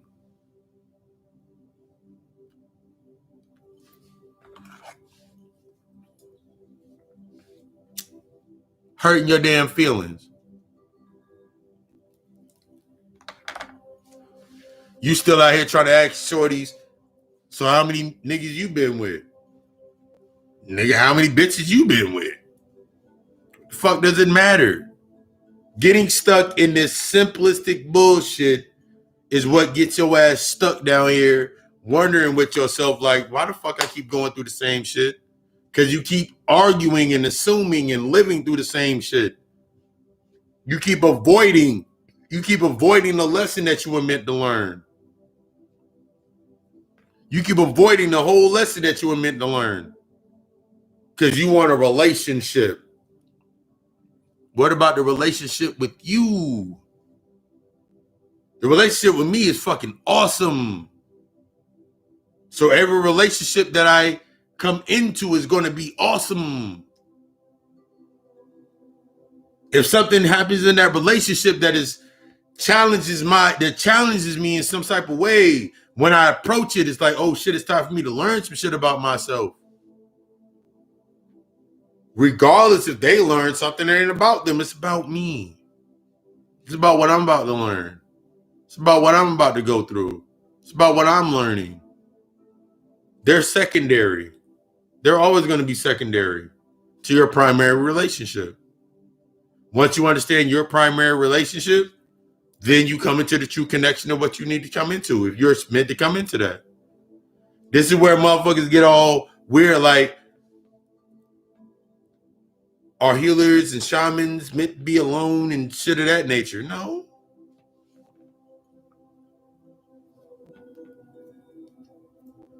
No. It's whatever you want. It's whatever you desire. You just got to understand the aspects of what you got to go through to get to it.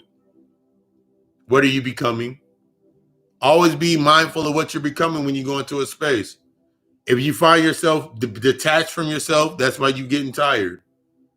If you find yourself detaching from your true purpose, you will always become fatigued. You always become tired.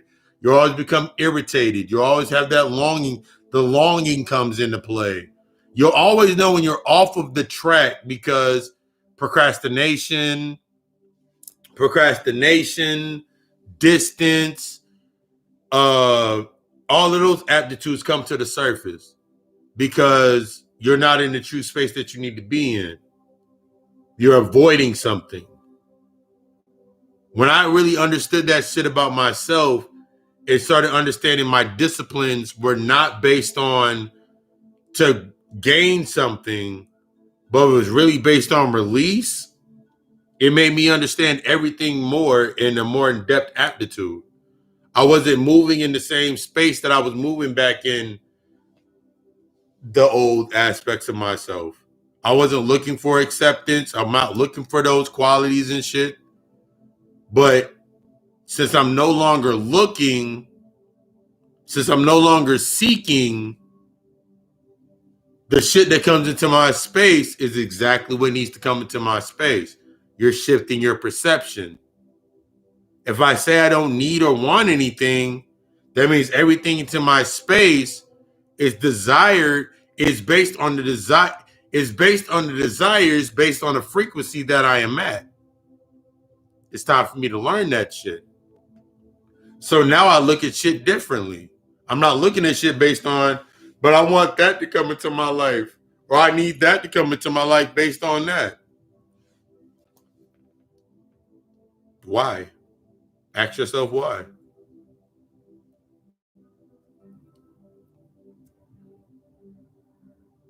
Why?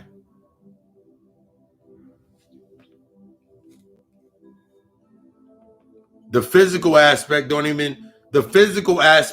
even pertain to me I need a mindset. I'm on mindset. Where's your mind at? That's the new basis, because my mind is based in peace. My mind is based in peace. I'm no longer basing myself in survival. So things that come into my space based on survival, I can see now it's more of a projected aspect.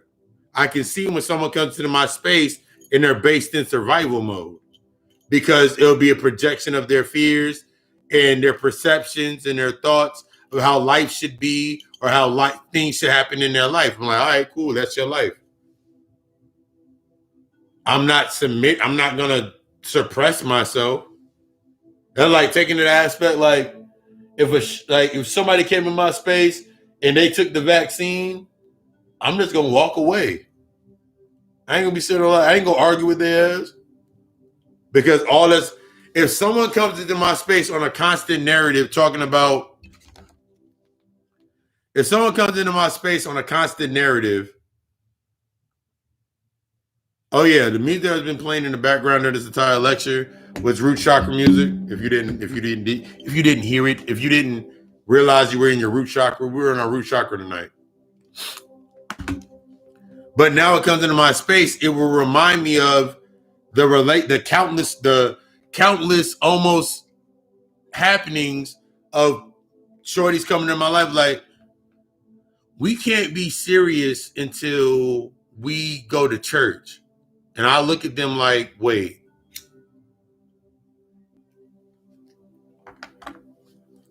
we've already done some biblical shit. And you talking about we gotta go to church to be serious? I already got what I came for.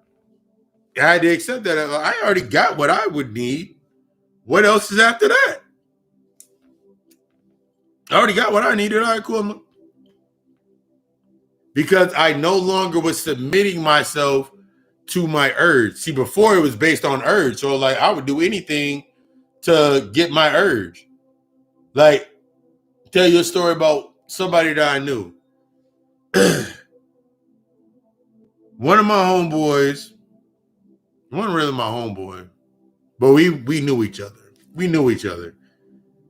He made a post like a couple of years. He made a post like a couple months ago. He was like, he said one of the posts like, explain your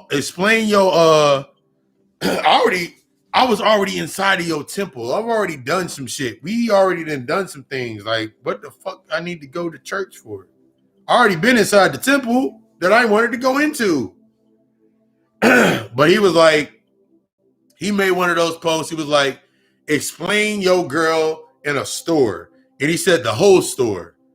And I'm looking at this dude. I'm like, you still heard about her turning your ass out and trying to challenge you to become a better ass individual with yourself, and you still mad about that shit? You still upset? Like, I'm looking at it, I'm looking at this projection, and I'm remembering everything that happened inside of that space. This is my last place of employment in the illusion before I unplugged. And I'm sitting there like, this was the same guy that was mad that every chick that he was talking to, they were meant to challenge him to go to another level. So they were plant-based, or they were getting fit, they were getting in shape, they were business-minded. They were things that this nigga was asking for. This nigga wanted to step into his business mind and all of these aspects. A lot of the shit that happened in your space, you asked for it, but you ain't really ready for it. So when it comes up, you did it based on that hope complex. You suspended, you were stuck in that suspension of disbelief and that surrealness or real logic and reason. And then she came into your life and challenged your ass and gave you, these are the keys to this challenge. This is why I'm able to do this to your ass. So you mad because they looked at me and my fucking dark ass, my ancient ass, was the challenge of what they needed to accept in themselves and you feel some type of way. I remember one day, tell the story. I remember one day I was eating fruit at work. I was eating some cantaloupe. I had cantaloupe mangoes in my little bowl before I brought it to work. And one of the shorties that this dude had a crush on, he was crushing on and liked and shit. She was like, "Ooh, I want some fruit." He looked back. He got mad and upset. He was like, "Ain't nobody gonna be feeding my girl no fruit." I was like, "Nigga." One, she said she wanted some fruit. At no point in time did I say I was gonna feed this bitch no fruit. So what are you really mad at? And she was like, "He's right. I didn't say he was gonna feed it to me. I said I want some fruit." I told her to go wash her hands. You got emotionally because of what? Because you had an insecurity that came to the fucking surface. A lot of times you getting upset at shit because you're not surprised your insecurity came to the surface. Something that you have not been dealing with and you've been masking came to the surface.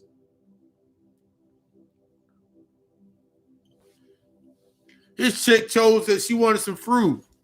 His chick already told him.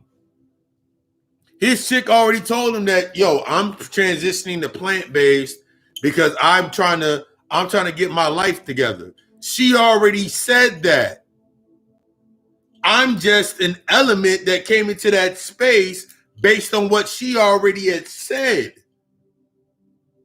So he upset at me, but he really upset at himself because he ain't willing to make that transition or become to keep maintaining those attributes. He upset. I'm like, what you mad at me for? And before, this is how you understand your growth, because before I would have like, all right, cool, what you want to do, nigga? Like, what's up? But I'm sitting here laughing at, I can't get angry. I'm laughing at him. I'm like, why are you upset? She already told you this shit. You're still wanting individuals to accept and expectations so you don't have to change behaviors. When I really learned that aspect, everything in my perception changed. That suspension of my thought process, that suspension of my thought process changed everything. That's what you're coming into with yourself as you're coming into your authenticity. That's going to be the challenges that you're going to be facing with your authenticity. You're naturally going to make motherfuckers feel some type of way. You naturally going to make motherfuckers uncomfortable. But that discomfort is the polarity of teaching you that you are no longer suitable for that space. It naturally falls away. You ain't got to worry about cutting nobody off. You ain't got to worry about shutting people off every fucking month and making a decree like, I don't fuck with these niggas no more. You ain't got to do it no more. It naturally happens if you're doing your work. It naturally happens as you're doing your work.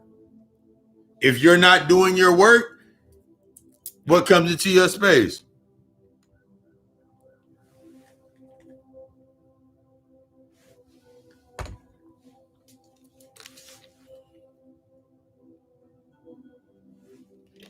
You're elevating yourself. Yes. What time?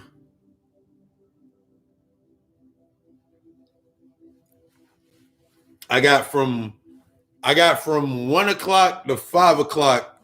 Oh, I got 1 o'clock to 5 available for my sister's consultation. But yeah, you're changing. You're changing yourself. You're becoming these aspects of yourself. You're accepting it. It's one thing to acknowledge that where you at, but it's a whole nother aspect to accept and move forward with it and have that conversation with your inner child and be like, you know what? This is where we at now. We ain't going back over there. My instinct based on survival, I no longer want to be stuck in survival mode. I don't want to be stuck in war mode. I'm really about my peace. So my instincts are now rising to my peace. But now I got to understand that my intuition has been shifting me to my peace. That's that bring you into that sync where you at in your life. Having those conversations, talking, having that conversation with yourself, building, growing, grooming with yourself. None of that shit that you went through.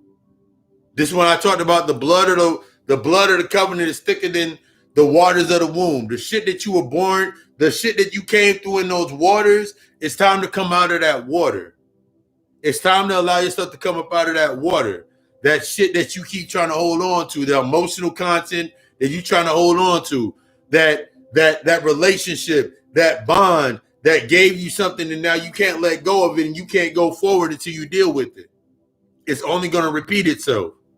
So many things repeated themselves for me until I really started facing those aspects. That's why when I say facing those aspects, dealing with those aspects, going into that space, having that conversation, really learning how to work in that space, you're unseen and really facing it is that Mandela effect. That's the Mandela effect. That's the string theory. That's the looking at the particles, going through that fucking board and changing. You're changing all of that. You don't want none of that. I no longer relate to that shit. When when motherfuckers ask me about, so what do you think about the vaccine? I really don't relate to it. When people ask me like, so what do you think about reparations? I don't relate to it. Because even if you got reparations right the fuck now, all you gonna do is spend it. Similar to every million. If they gave you $1 million right now, all you gonna do is spend it because you ain't got no sense of ownership.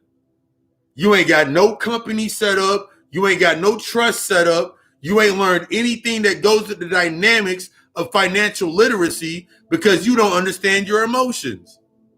Your emotions are your financial literacy. Everything that you have outside of yourself right now is the byproduct of your emotional literacy.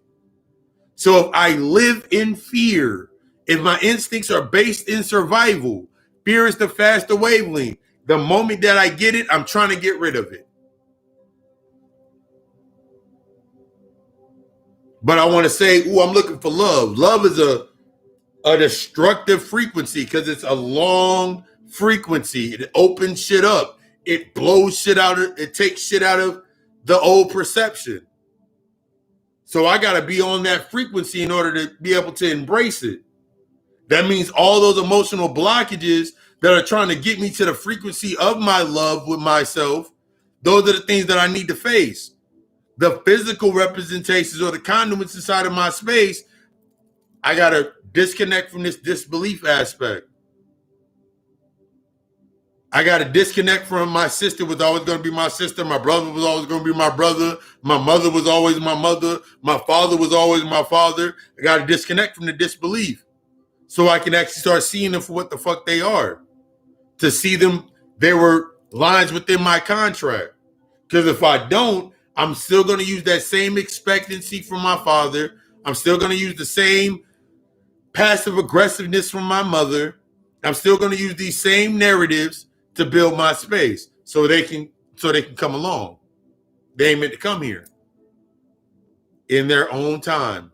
They're still stuck in time. I'm not. They're still stuck in those categories and those identities. I'm no longer a part of those. I'm no longer related to them based on the trauma. I no longer associate with them based on the avoidance of my trauma. So now I'm shifted over here. I'm building over here. I'm over here now. Everything that's over there is just over there. If it's meant to be over here as a lesson, it'll naturally jellyfish itself over here. Until then, I ain't got to worry about it. This is how I remove stress, worry, stresses, worries, doubts, all of that shit, and started radiating and understanding that where I'm at now. That's how you're moving now. That's how you tapping into yourself. Do you trust yourself really? Do you honor yourself daily? How do you honor yourself? How do you do these things with yourself? Are you really assessing these aspects of yourself? Have that conversation. It's time to have these conversations. It's time to do that dealing. You ain't got there's really nothing else to do but to deal with it's always been that aspect. When we think about the levels, and I've talked about this before in previous lectures, but when we think about this aspect of where you coming at now, everything was meant to bring you into that next space. What are you doing with it? You can continuously wait for others to bring things to the surface, but there's really nothing else to be brought to the surface other than repeats. That's why you got Sonetta TV. All they doing is fucking debates with the same four motherfuckers. There's really nothing else left to bring to the surface. You're now at a point where it's the things that you have not yet dealt with. Your cycle. Everything else that came before this point was bringing us into this cycle of self. We kept talking about knowledge of self, knowledge of self, knowledge of self, knowledge of self, knowledge of self, knowledge of self, all the way through occult, all the way through balance and principles, all the way through. And now you at a point where it's like, when am I going to start applying that shit? When you going to start applying that to you? All that shit gave you an identity. It gave you a sense of identity. It gave you a sense of pride. It was bringing aspects about yourself online, your true self. But now you have to define your true self.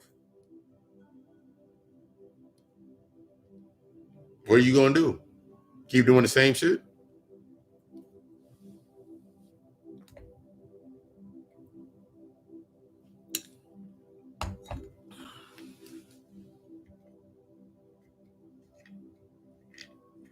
Keep making the same moves?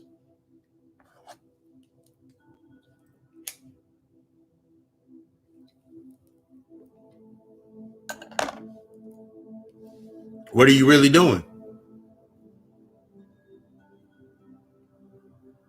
I remember in one of my first lectures, I was like,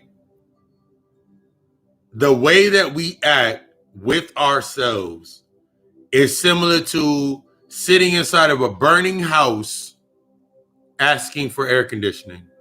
Sitting inside of a burning house asking for cover, asking for new sheets and bed linen. Shit's been burning. Shit's been destroying itself naturally. That's the natural process. You've always been in the position that you need to be in. Always.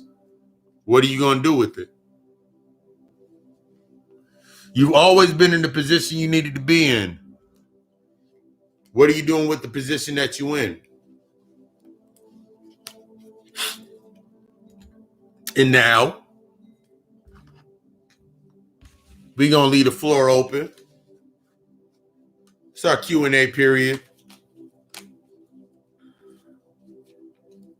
Sis, don't forget to hit me inside a messenger and we can set up that appointment tomorrow.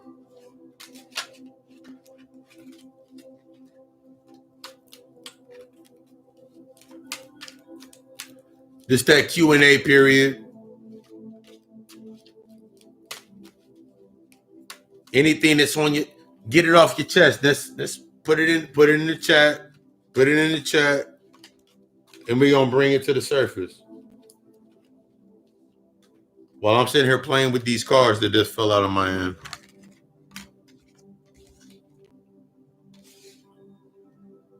I'm gonna pull 5. Ooh, they just falling out. They're doing what they want to do. I like it. I like it a lot. I like it a lot.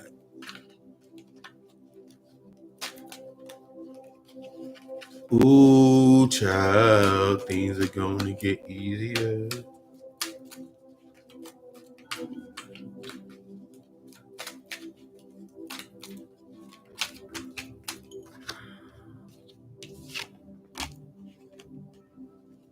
One more card. Now I'm gonna read these cards out to everybody.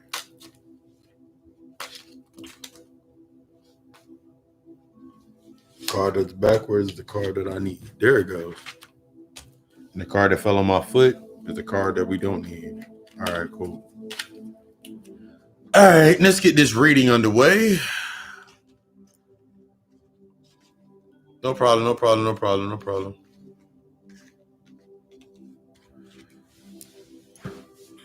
The first card that I pulled that fell out is the Page of Swords. If you're not familiar, because everything, you know, I'm always teaching. The pages within the tarot deck represent opportunity to assess new opportunities. It represents assessing new opportunities. So looking at new opportunities. It don't mean jumping forward. It means assessing opportunities. So the Page of Swords represents the opportunities of cutting and moving forward, adjusting to the aspect of the flow.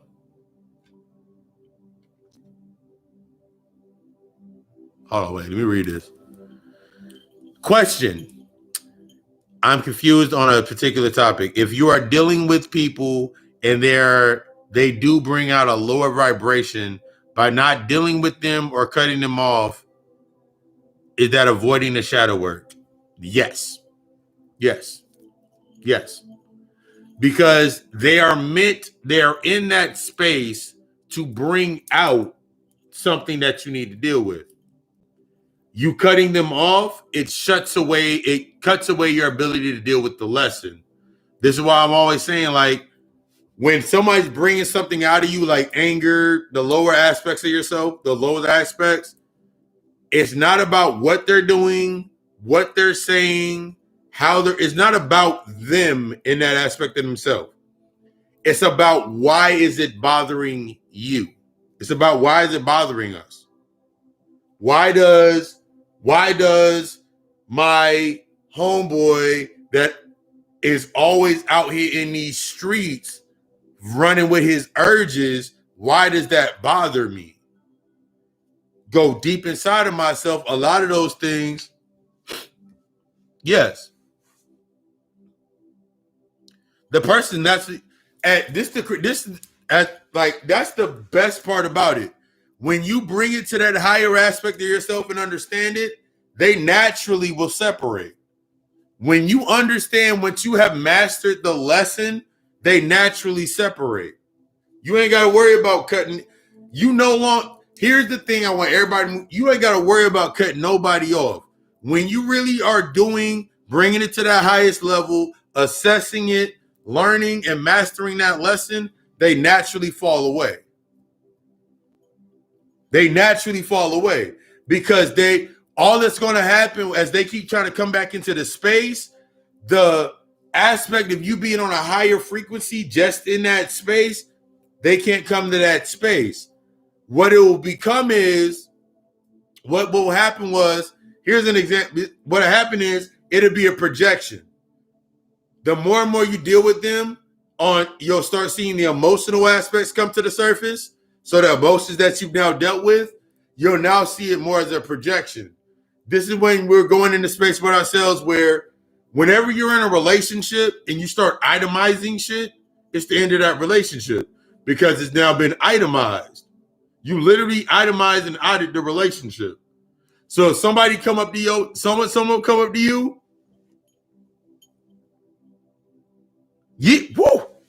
So you coming into that space, give an example. You got a homegirl that has never gotten her life right. And she always has excuses, always in heavy realms of avoidance. Why does it bother you now that her avoidance issues and those issues is telling you to bring it to that higher sense because you may have avoidance issues, some little residuals of doubt, some residuals of insecurities about finding something, understanding this aspect of yourself. So as you start dealing with those aspects and understanding in yourself, now it's a projection. I was there for you when that nigga did this, and I was there for you when this happened. All you have to say is thank you. All you got left to say at the table is thank you. I thank you. You were there. You are right. You were there.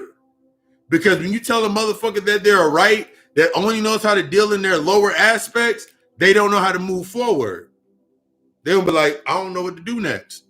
It's like when you apologize to a motherfucker, and if you say I'm sorry or apologize to somebody, they're only either gonna come from their space or they're gonna project. Either way, you got your answer. Either way, you got your answer. So that automatically goes into that first card. This is that opportunity of assessing. This is the opportunity of assessing. What is time to be cut out?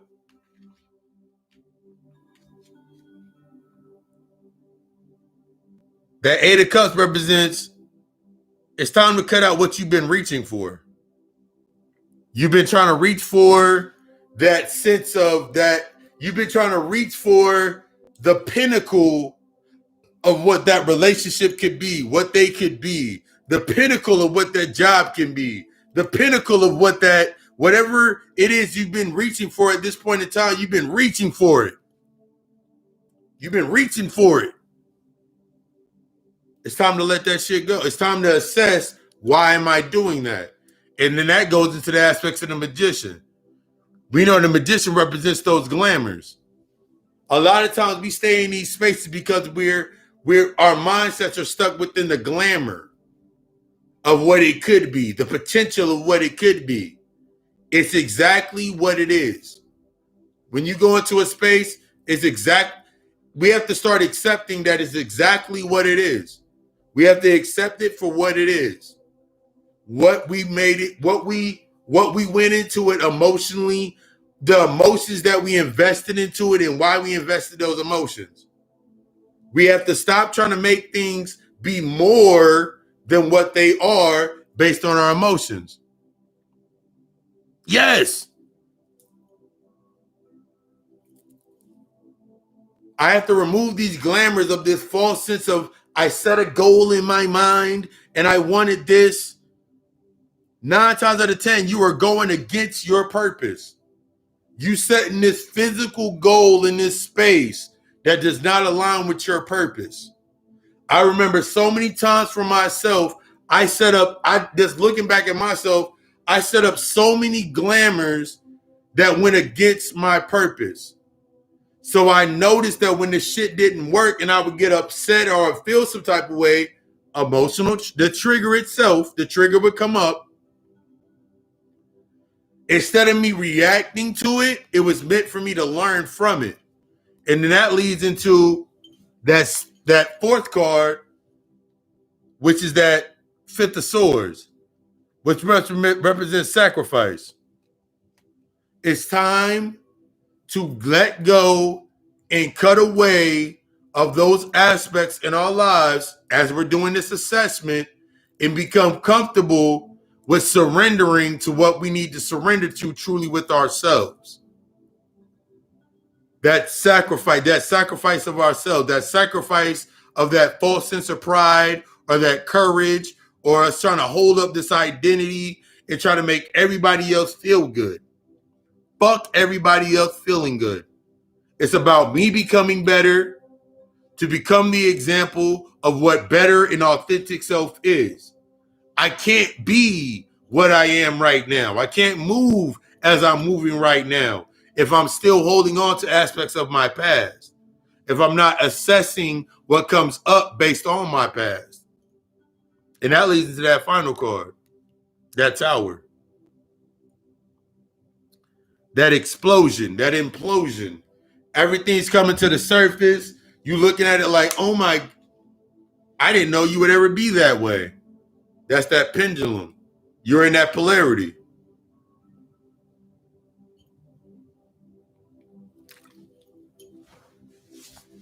They've been showing it to you in the movies. What are you willing to do at this point? You've always been shown extremes, and you've been looking at the extreme like it's been bad. The extreme is necessary. You're afraid of the natural conduit of conflict. I'm not afraid of conflict.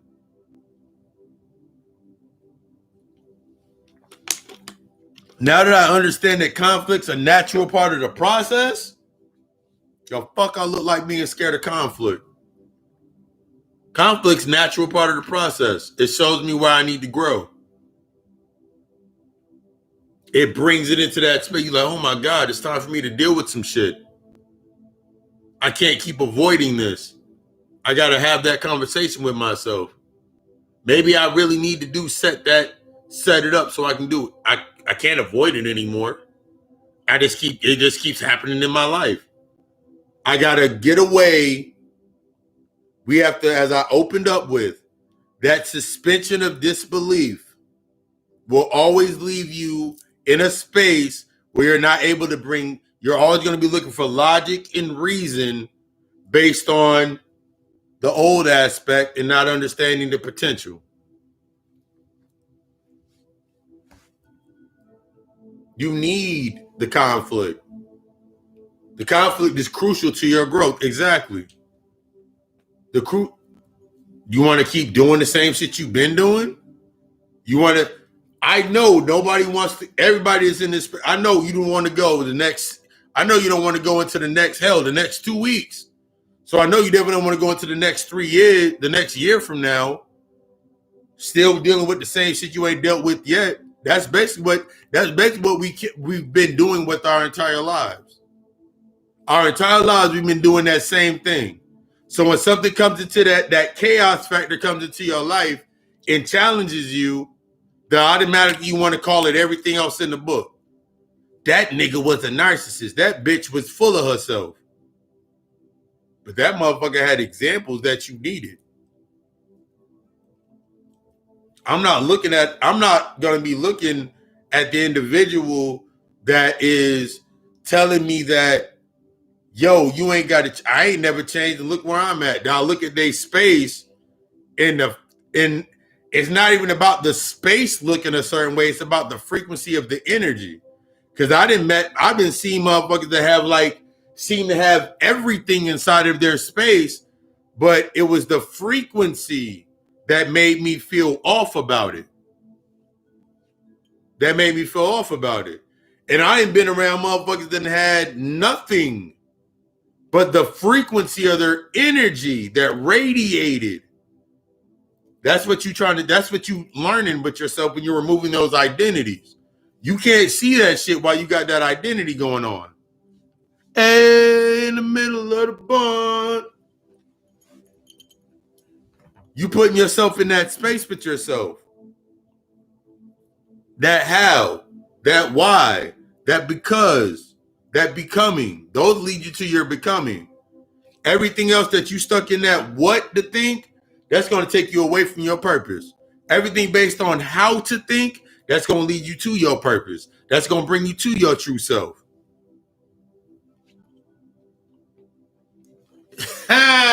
They were all your teachers. They were all your teachers. Every bad relationship that you ever had was the greatest teacher that you ever had. They were some of the greatest teachers that you ever had. All of them wild ass relationships with them bitches where I thought they were crazy. Some of the best relationships that I ever had. All of them dead end fucking friendships that I had that were always based on some, hey, let's go do this. They were some of the best lessons that I ever had. Why? Because I learned what not to do next.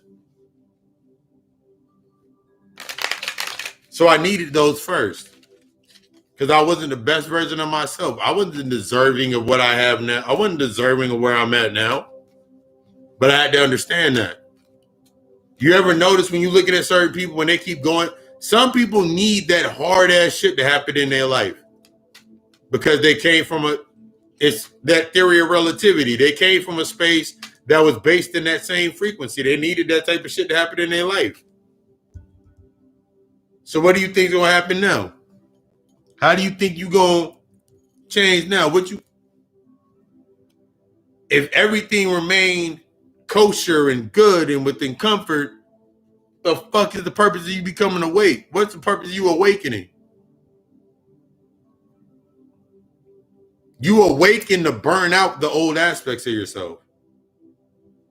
You You gotta burn out the old shit first before you come online. That's what everything's gonna show you. So what are you doing? Where do you want to be at? This is your opportunity to wonder why you're not getting to what you're trying to reach to. It's gonna involve removing those glamours, making no sacrifice, understanding that point of surrendering.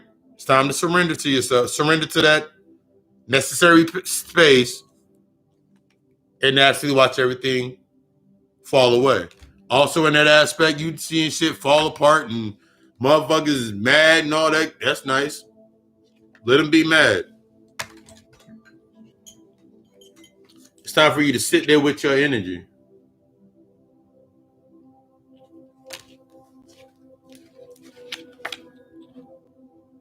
You know how you're going to move forward. It's the end of that clash. It's the end of that clash. What you want to do? Fact, this motherfucker said foolish mules. That's hilarious.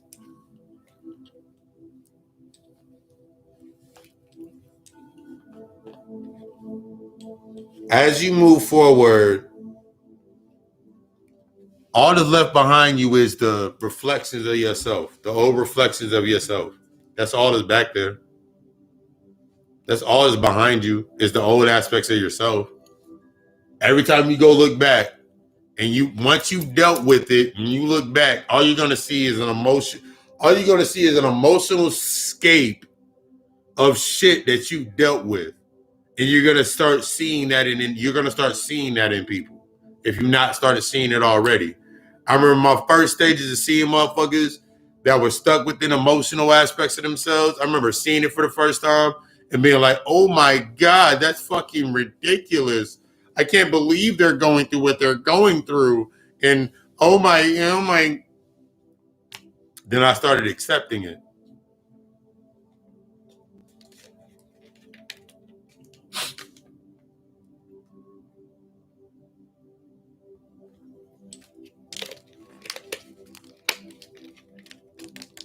I love y'all growth.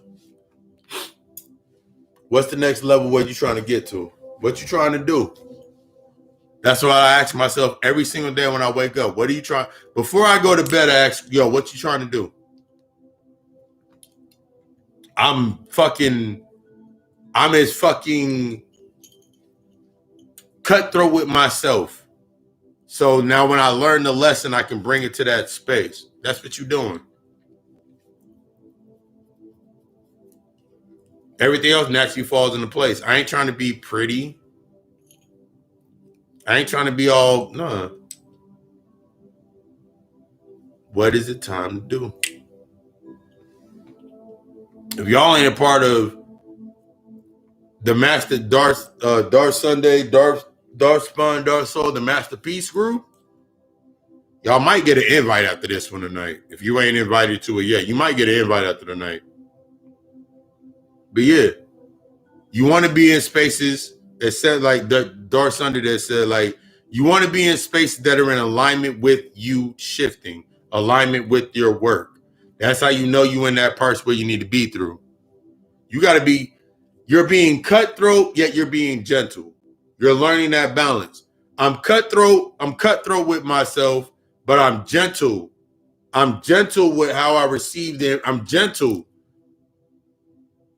with myself, but I'm cutthroat. I don't put myself in a position where I'm not giving myself the equal aspect of myself. That's acceptance. That's being in full acceptance. I'm accepting of everything coming to me in the hardest way possible because I know that's what's going to crack those shells. I know that's what's going to break down those barriers. But I'm gentle with my inner child in the coaching aspect of my inner child. That's that balance. You got to find that balance within yourself. You can't find that balance in anybody else but you. I told y'all a long time ago, One of my biggest things was there's no going back. And one of my mantras was like, no going back, no going back. And I recorded myself saying, no going back, no going back, no going back, no going back, no going back, no going back, no going back, over and over and over again. That shit went into my mind. That shit unlocked so much shit. There's no going back.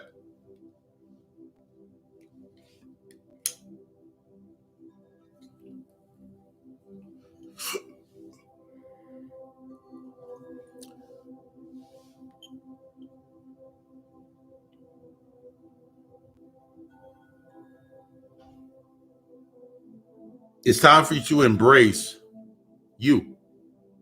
It's time for you to stop being afraid of your power, your energy, what you're meant to be. It's time. Let it go. I promise you it's a beautiful experience. Allow yourself to fall into the death. Allow yourself to come to the crossroads. Allow yourself to come to the crossroads. We'll treat you real nice. We'll treat you real, real nice. Treat you real, real nice. Stop running. If I could go back and tell my inner child something, if I could go back and tell my 9-year-old self, my 8-year-old self, my old selves, I would go tell them all the same shit. I love you and stop running. And I went back and told them that shit. Motherfuckers been running forward ever since. Yeah.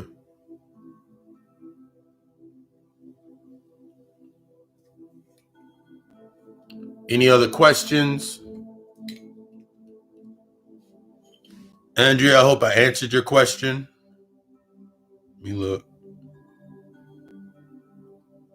Yeah. You naturally everything naturally does what it needs to do. Here's the thing about when we're doing our work. We get a lot of the times based on the humanity aspect, we're looking for the result or we're trying to look for the final result. Stop looking for the final result. You have a purpose. Every time you're looking for a result, you're going to get your purpose.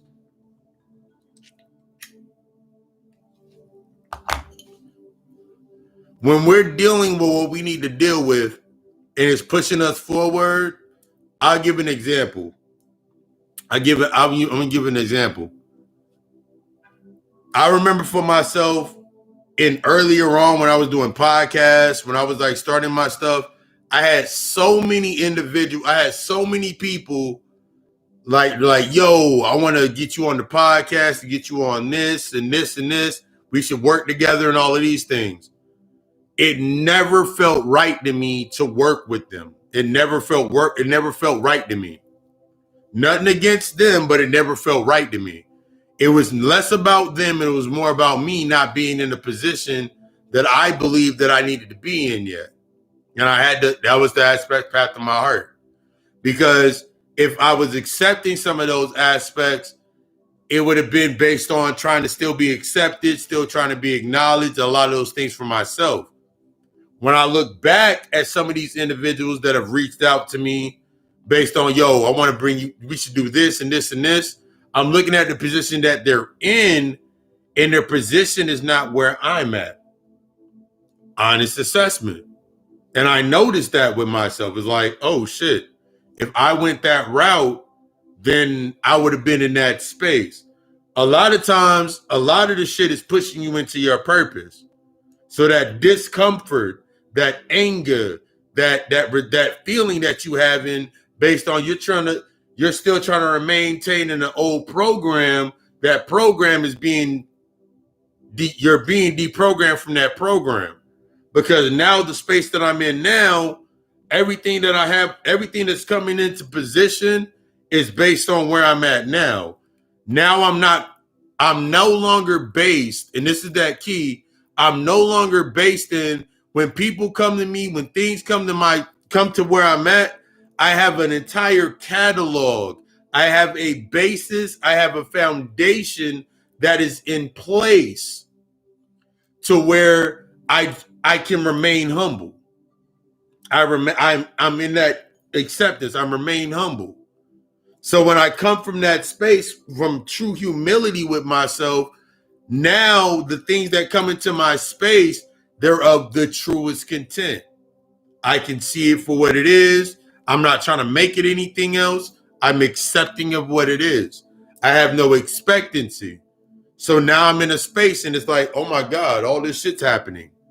Everything's falling into place.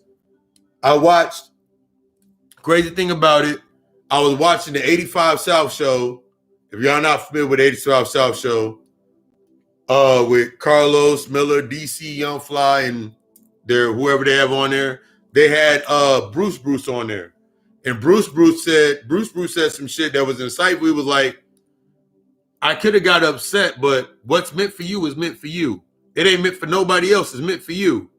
He was talking about the story of like 1 year he was supposed to host Comic View and he didn't get it. Somebody else got that position.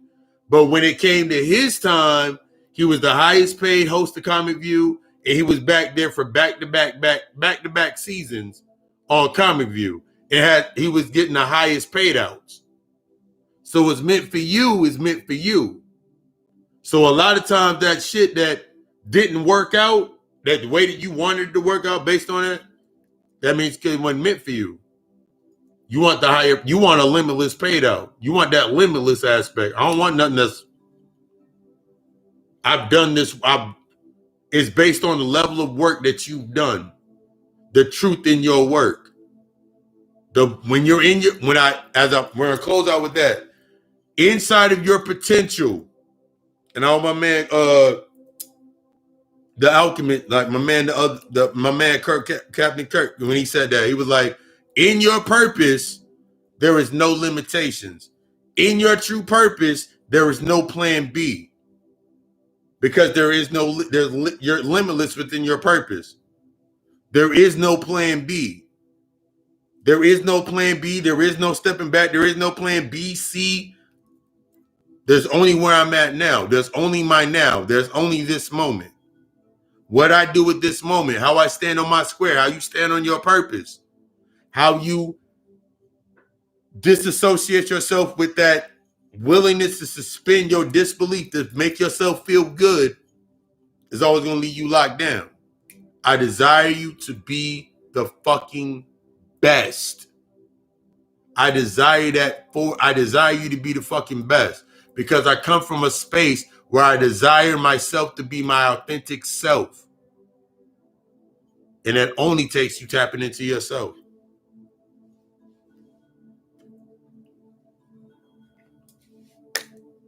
Appreciate everybody stopping through. Allow it to resonate. Allow yourself to step forward. You know what you need to do. You've been to what you needed to do. It's time to start doing it. I love you. We love us. Stop fucking running. Peace.